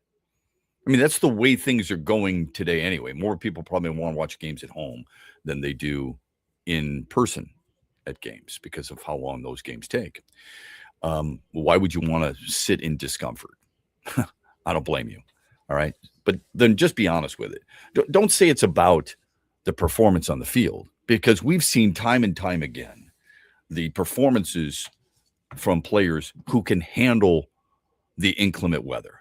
Just because you and I can't doesn't mean they can. Or just because you and I can't doesn't mean that they can't, because they can't. Bart Starr, in that Ice Bowl against Dallas in 1967, the wind chill was near minus 40 degrees, and he led a game-winning drive of 68 yards. Tom Brady, in a windy, brutal game in 2009 against the Titans, threw for 380 yards and 6 touchdowns. I mentioned the LaShawn McCoy. His 217 yards, that was a franchise record at the time in snowy conditions, all right? He rushed for 148 yards in the fourth quarter alone. I remember because I was down there. Le'Veon Bell, the former Spartan, 236 yards in snowy conditions in a 27-20 win over Buffalo. That was a Steelers record at the time. Okay? We can go over it over and over and over again. Somebody called and said they're a Bears fan. Walter Payton in 1977, wind chill minus 10. He rushed for 163 yards and 2 touchdowns. And the Bears beat the Packers to keep their playoff hopes alive.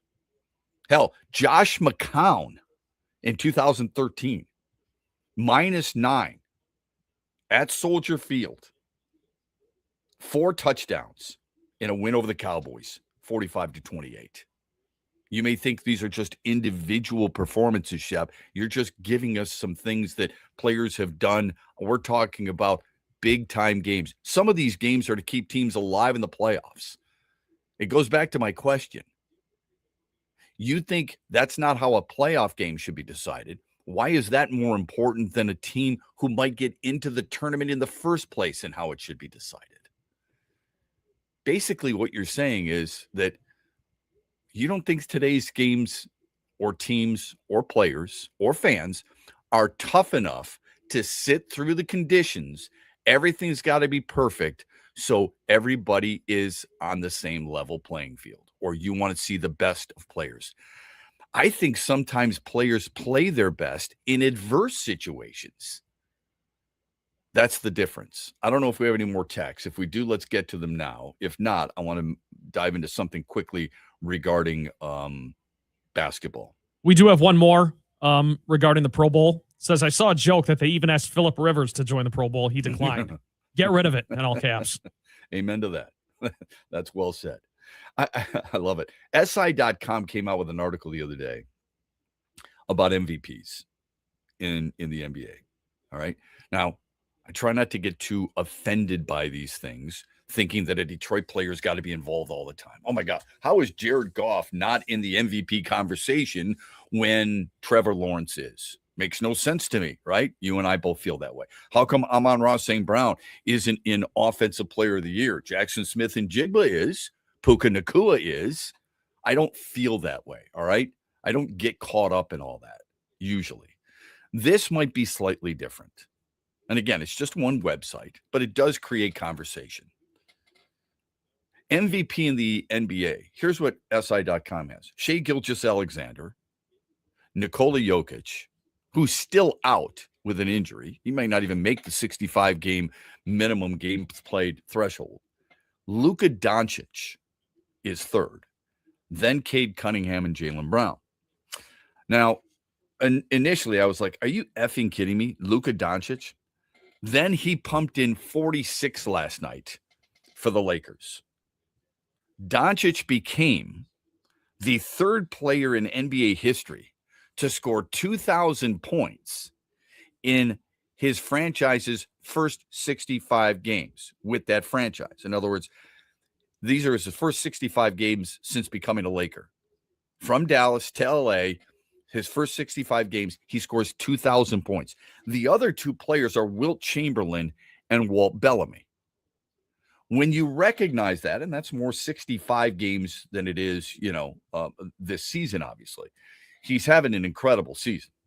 And maybe this is more on me, that I need to be a little bit better and following certain players, certain situations, certain teams, rather than just my team. He is leading the NBA in scoring at 34 points per game.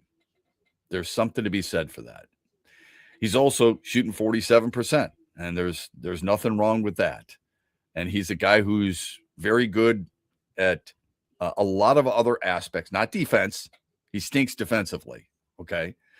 But he's also third in the league in assists. Cade Cunningham's first, by the way.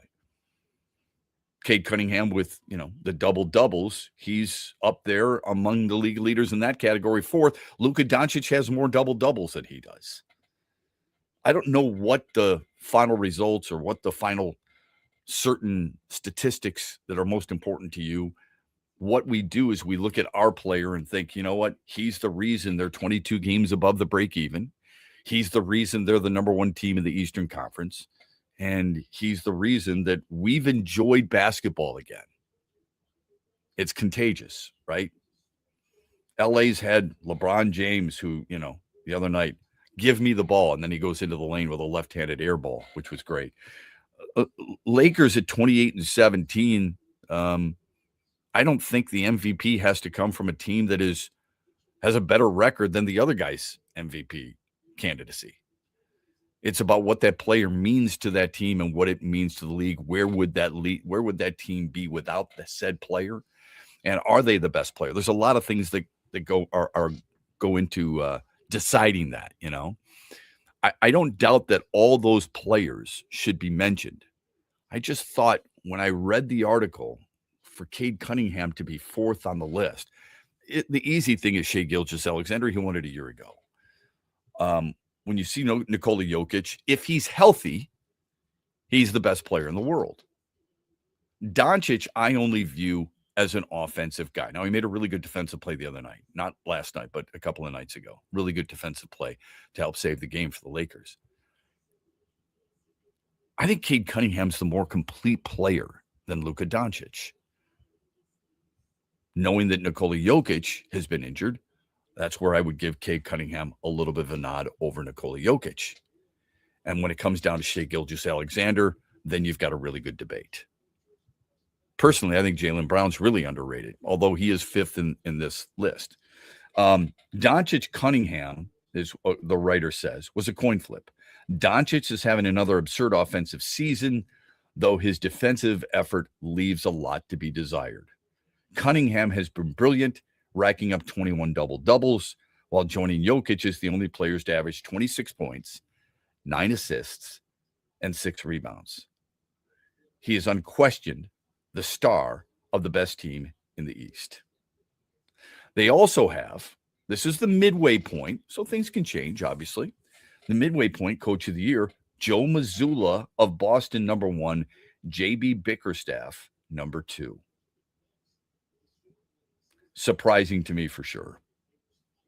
I think J.B. Bickerstaff has done a fantastic job. Just because they've led from the get-go doesn't mean, and they haven't experienced deep, they've had plenty of games where Jalen Duren has missed, Cade Cunningham has missed, Isaiah Stewart has missed. Guys have missed time because of injury. They just haven't skipped a beat.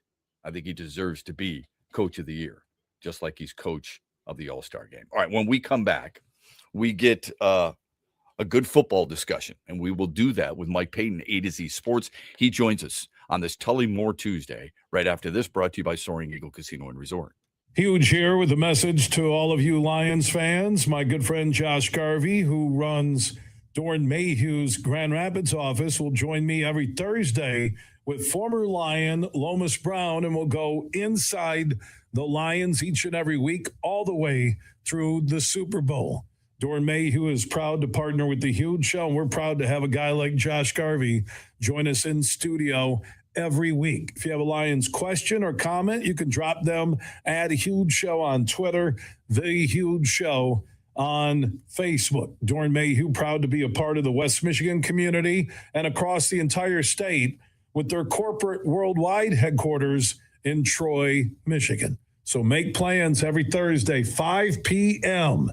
It's Josh Garvey, who is a managing shareholder at Dorn Mayhew's GR office, with Lomas Brown on the Huge Show going inside the Lions every Thursday at 5 p.m. NFL playoffs. Hey, let's go. DraftKings Sportsbook, an official sports betting partner of the NFL, makes every moment feel bigger. In the postseason, the game shifts fast, and with DraftKings live betting options, you can stay right in that moment. Make every moment matter this NFL postseason with DraftKings. Plus, DraftKings has your back with early exit protection. If the player in your eligible NFL prop bet goes down at any point in the first half, you still get paid in cash. With DraftKings, you're covered through the entire half, so why bet player props anywhere else? It doesn't make any sense. New customers, here's your shot. Bet $5, and if that bet wins, you get $300 in bonus bets instantly. Download the DraftKings Sportsbook app now and use the code HUGE to turn $5 into $300 bonus bets if your bet wins. In partnership with DraftKings, the crown is yours. If you or someone you know has a gambling problem wants help, call 1-800-GAMBLER. 21 years or older, Michigan only. Eligibility and restrictions do apply.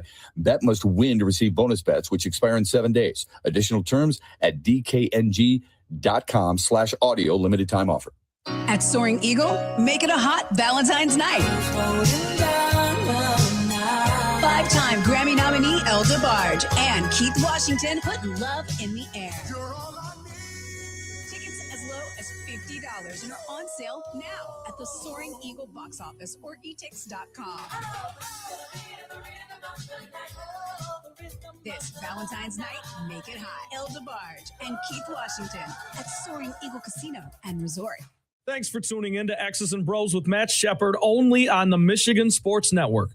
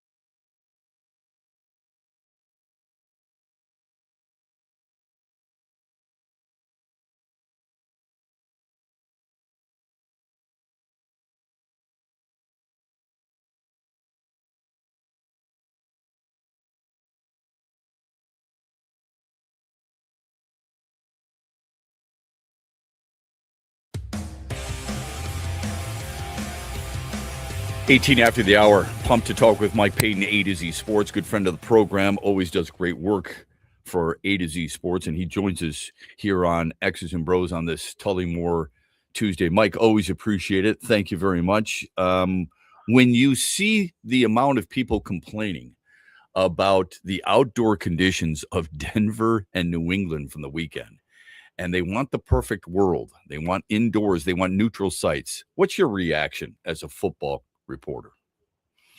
Yeah, I want that too. I'm not a big fan of the snow games. I know that's kind of old school football, and that's kind of what everybody loves. But personally, even just covering the game, it's nice to be inside because it's a little bit warmer. And even some of these outdoor stadiums like Chicago, even though you're behind a little pane of glass, it's still pretty cold out there. And it's still pretty cold in the box as well. So. Yeah, I like the indoor stadiums a little bit more. It's just, faster football and better games. Yeah, I guess I should have known better. When you cover games, you want the comfy confines. I totally understand it. I don't think it's a big deal. I think there's plenty of really good football to be played. I think we've witnessed that on a regular basis and over the years. I like the elements. I thought football was a tough guy sport, but maybe I'm old school and way too much of that in my blood. Timeline for Taylor Decker. Somebody had called earlier today with a great question. How long do the Lions wait, feeling like they got maybe surprised a little bit by Frank Ragnow's retirement? They don't want to have the same thing happen. What do you think the timeline is for Taylor Decker to notify the Lions on whether or not he comes back?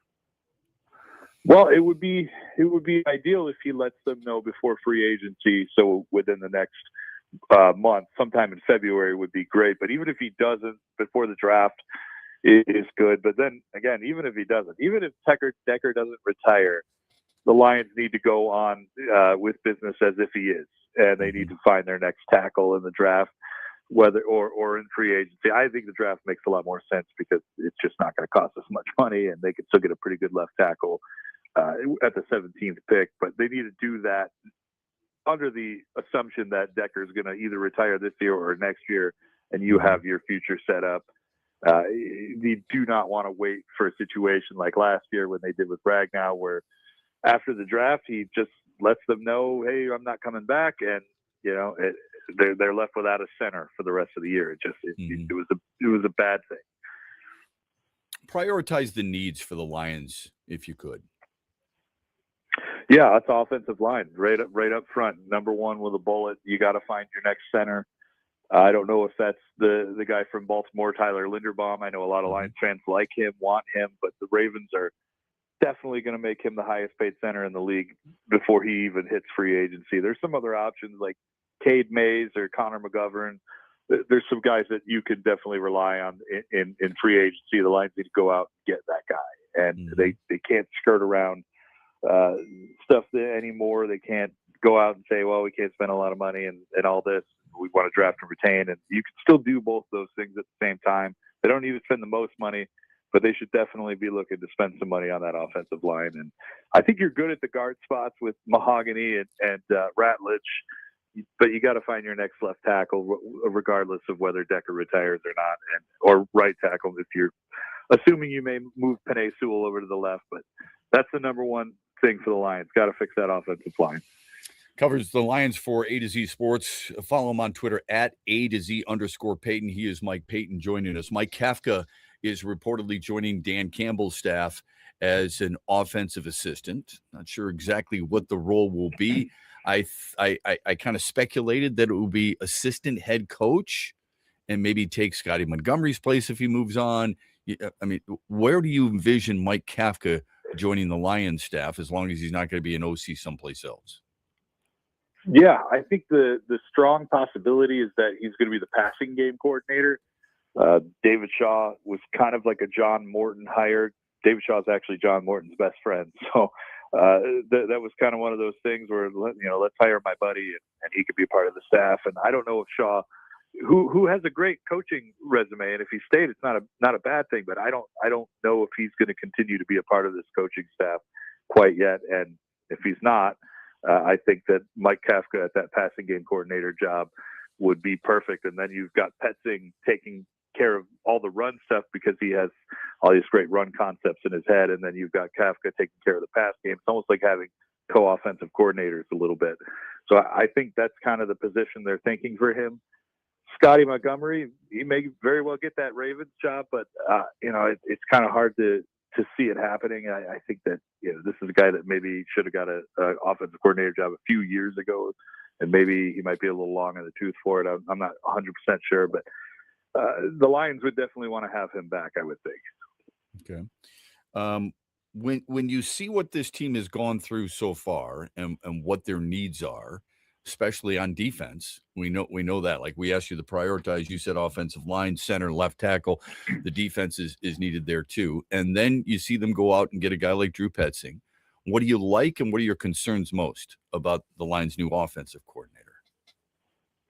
Well, I like Drew Petzing a lot. I know a lot of Lions fans kind of crashed out on it and weren't super happy with it, but I see a guy who is pretty much exactly what the Lions were asking for. They wanted somebody who can come in and have new run concepts, make this run game go again. When Dan Campbell was asked at the end of the season how important it is to fix the Lions' run game, he said it was everything. It was everything that they needed to fix.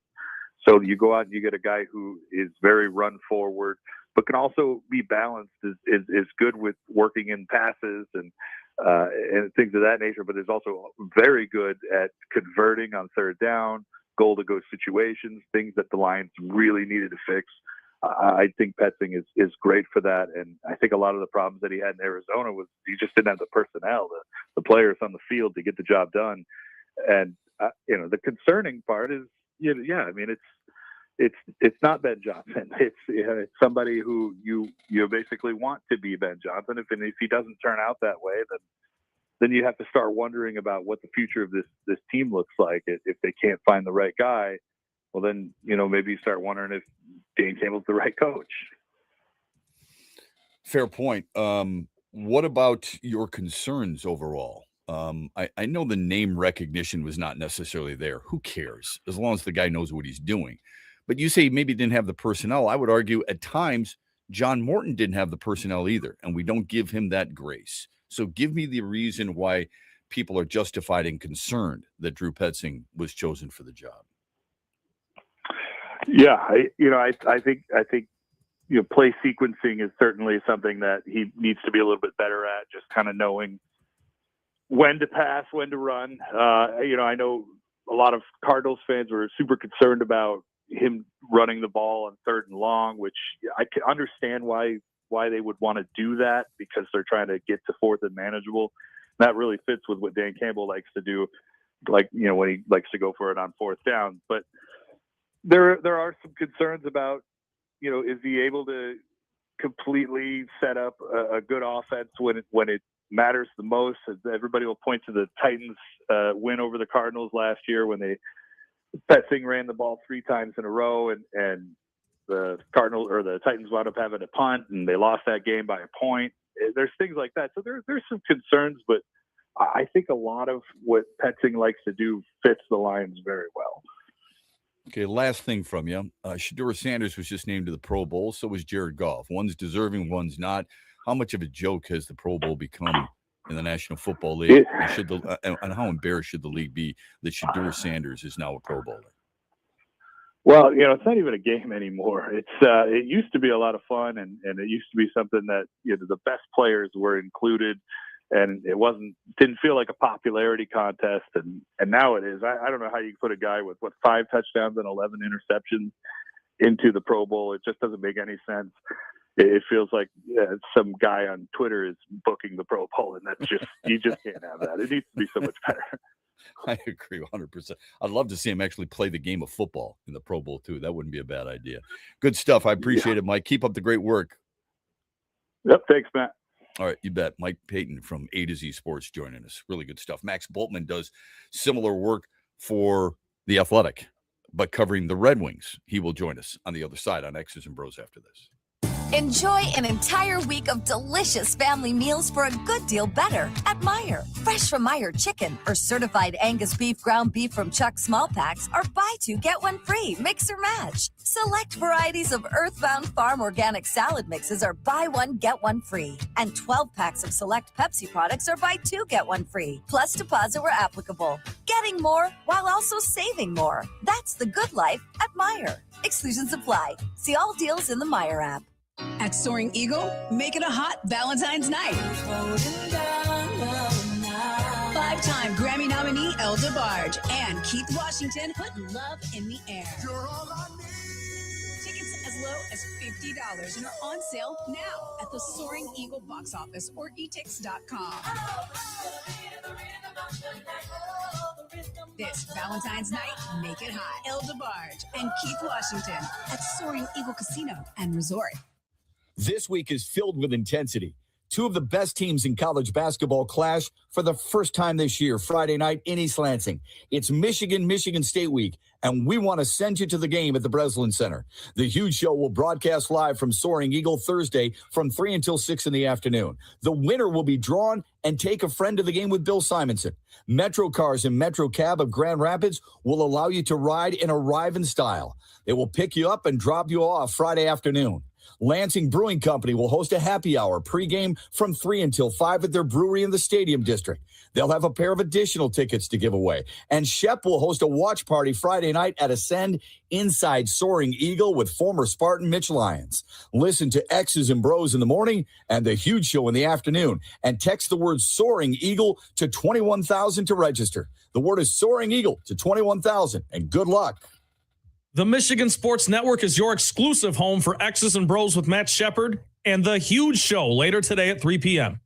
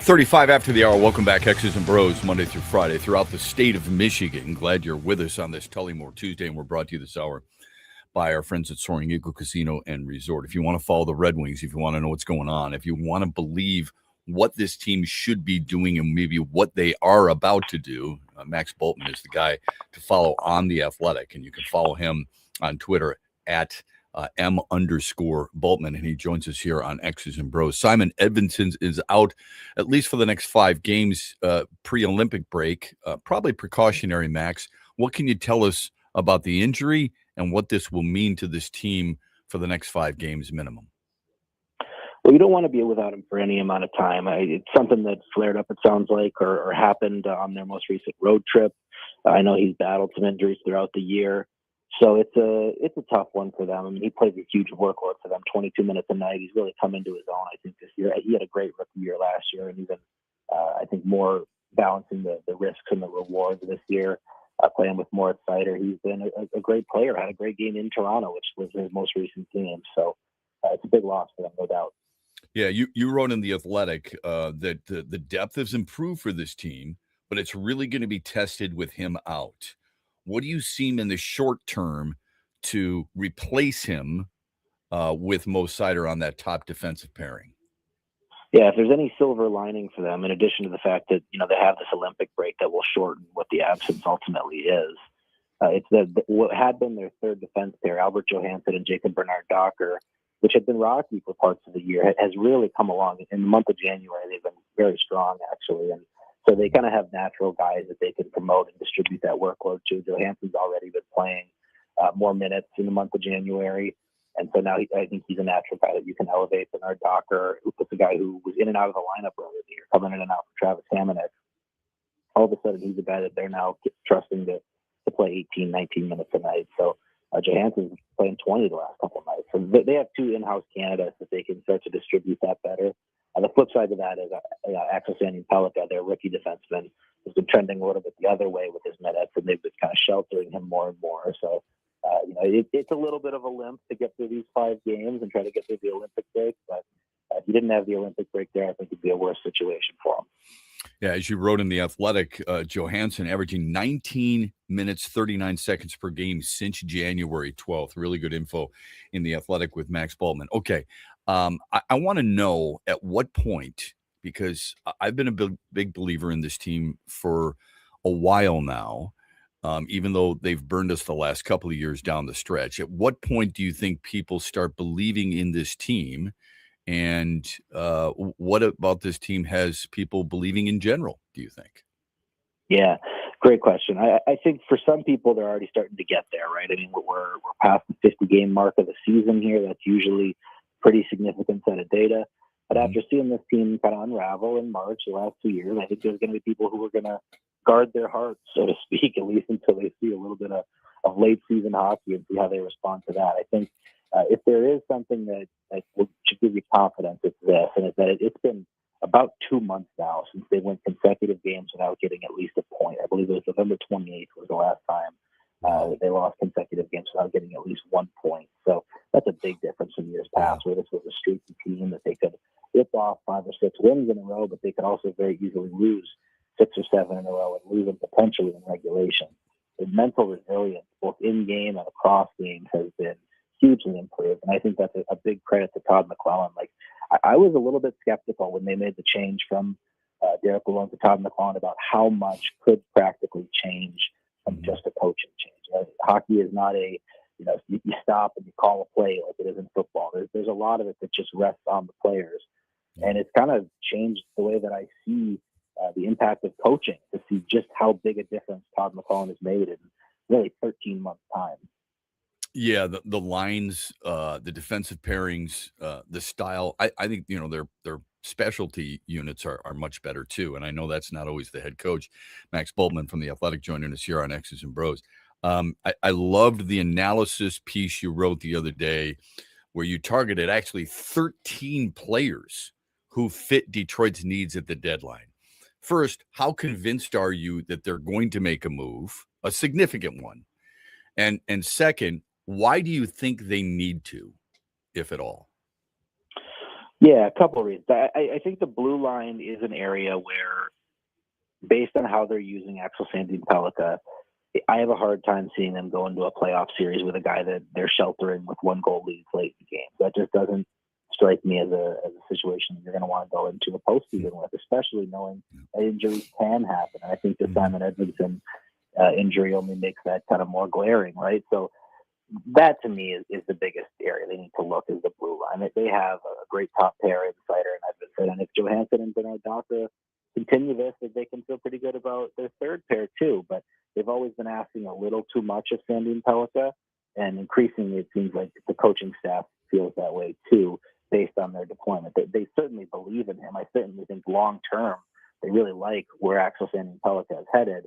But when you start to see those games where it's 9 minutes a night, 10 minutes a night, and he's sitting half a period after a mistake, that's a red flag to me that they're going to need to go bring someone in from outside. I don't think Travis Hamonic can be the answer to that question for them. So the D are really where I think the most important conversations are going to happen.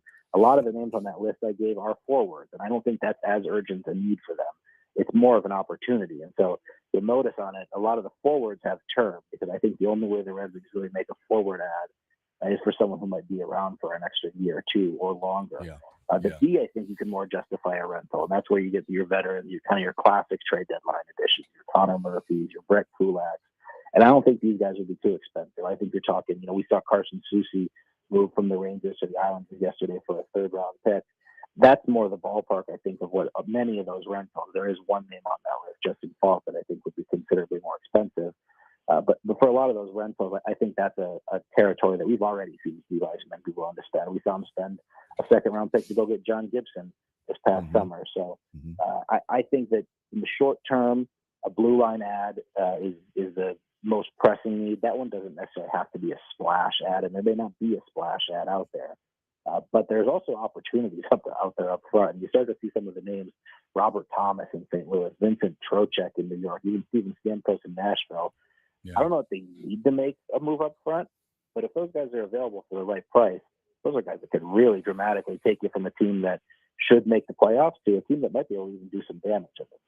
Yeah, the thing that would scare me about Steven Stamkos, and he's been an unbelievable playoff performer and a really good goal scorer, so don't get me wrong, but $11 million in the price tag, number one, and I know Detroit can absorb that. You've written that in The Athletic a number of times too, but also he's just not a very good defensive player, and I think you already have one of those guys in Patrick Kane. That's just my opinion. I like the Justin Falk suggestion. I've been preaching about a guy like Dougie Hamilton. Now, keep this in mind. He makes $9 million. And he's, I think, a very good defenseman. He's big, strong, puts up points, right-handed shot. I think he'd be really good. That's easy for me to say. I do. You bring up Kulak, though, with Pittsburgh. I mean, they're fighting for a playoff spot. I wonder why he would be available. What are your thoughts on Hamilton as a possibility? Yeah, well, so Hamilton first. I like the idea, too. Certainly a big ticket, $9 million a year for 2 more years after this one. And the issue I saw that I kept putting him on the list is that he's back in the lineup now in New Jersey because of a Luke Hughes injury. So they may be a team on the outside looking at it. They're still willing to do something like that, especially 5-6 games go by, you get the Olympic break, you kind of take stock and reassess. Certainly not a name that I would be opposed to seeing them target. The contract, I think, is a question. It's a big ticket, even for a guy as proven as he is. When you start to get up there in age, $9 million is a lot. But maybe you can get some retention if you get New Jersey, even hold a couple million of that per year. Now that certainly that drives the price up, but that would be a little more comfortable. Kulak, it's a fair point that Pittsburgh right now is in a playoff spot. That's true of another guy on that list too, which is Brian Rust. But they did just bring Kulak in the goalie swap that they made with Edmonton, the Jari for Skinner deal. And as soon as they made it, my thought was, okay, well, they can kind of flip Kulak to the juice there, which return. Now, maybe they need to keep him. He played 20-plus minutes a night for Edmonton on their playoff run last year. And if Pittsburgh continues to hang around, it may be that they're just not willing to act as the seller that they so obviously seem to be coming into this season. Things do change over the course of the year. Yeah. You've got Elias Pettersson in there. You've got Brian Rust, a local kid who's from Bloomfield Hills. How would they fit? Especially Pettersson, he carries a pretty big price tag, but I think he's only 27, isn't having a great year by any stretch.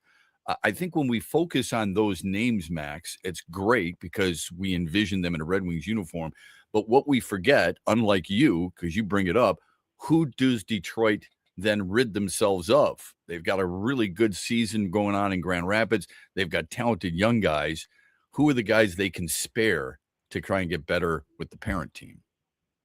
Yeah, and Pedersen was a name I kind of threw on there, mainly just because if he's out there, his track record, his age is such that you kind of have to check.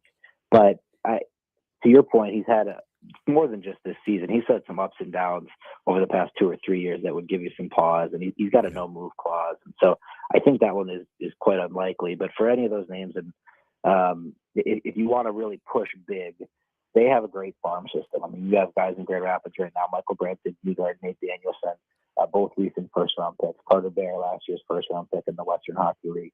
Those are the A prospects. Those are the teams that everyone's going to be asking about, as well as the goalies, Sebastian Cossa and Trey Augustine. Yeah. But even if the Red Wings aren't going to go that ambitious, which I'm still a little skeptical that Steve Yzerman wants to dip into the very top of his farm system. They've been making enough picks for enough time now that there's a real depth to their system. They've got 2 guys, left shot defensemen they took in the second round, pretty early in the rebuild, William Wallander and Shai Buliam, both getting close to NHL ready, both still potential NHL players. I think they're their guys, 6'7", but sometimes teams want to take a shot at that. Wallander in particular has great tools. He's 6'4", great skater. I think he's NHL ready now, and they just don't have a spot for him. So I could see a team wanting to bring him in and put him right into their lineup and see what, especially when the team is just starting a rebuild, see what there is, see what that athleticism can translate to. Amadeus Lombardi, a forward, kind of in a similar mold. He's 5'9". I love his game. He buzzes around. You watch Grand Rapids, and he's the player that's going to jump out to you the most. Fastest player on the ice, tons of skill. The reason he's not in the NHL right now is he's not super defensively polished, and I do think someone is going to be willing to give him the chance to prove that, and it may be the Red Wings. I mean, the Red Wings have had a guy in Jonathan Berggren who I think Lombardi is better than. I think he's a better version of the same player. But my point is, you have all these guys who are not just prospects, but they're NHL-ready prospects or near NHL-ready prospects that they could deal from. The goalie position, I'm glad you brought that up because Trey Augustine's having another good year at Michigan State. They're ranked second in the country. And Sebastian Cossa is the best goalie in the American Hockey League. And granted, the duo of Detroit is doing just fine. Otherwise, you're not leading the Eastern Conference. But I'm sure you get this all the time. People are wondering, how come we haven't seen Cossa yet? Is it because he's playing basically every day in Grand Rapids and that's what they want to see instead of coming up here and splitting time with John Gibson? Yeah, I think for the most part, that is the answer. I mean, next year, you expect, based on the contract status, Cossa is going to need to be in the NHL next year, and he's going to need to be backing up John Gibson. And, you know, the distribution at that point is probably something like 55-27 or 52-30 in Gibson's favor. So right now, I think the logic would be have Cossa play as much as he can, get as many reps as he can. I agree with you. I don't think he has anything more to prove. He's already played 100 games in the American League. He's among the league leaders in every goaltending category there. So there's not a ton for him to prove, but there's still an opportunity for him to play. And for young players, and especially goalies, every rep matters. It would surprise me if you don't see him at all before the end of the season in Detroit. I know the playoff race complicates it, but it would be strange to me to go into next year knowing a guy needs to be your backup or at least needs to be on your roster and have only seen him for half of one NHL game, which is what Cossa's played to this point. I'm interested to get your take on this. Has Dylan Larkin maybe more or just as much as anybody else on this team answered so many naysayers who never thought he was a number one center? Do you think he's proven that he is this year? Absolutely. And during the dog days of the rebuild, of the 2019, 2020, points were hard to come by. And there's still a lot of people that primarily judge hockey on points, and I get it. If you're looking at a guy who was putting up 50, 60 points, on a lot of teams, that is a number two center, especially a good team.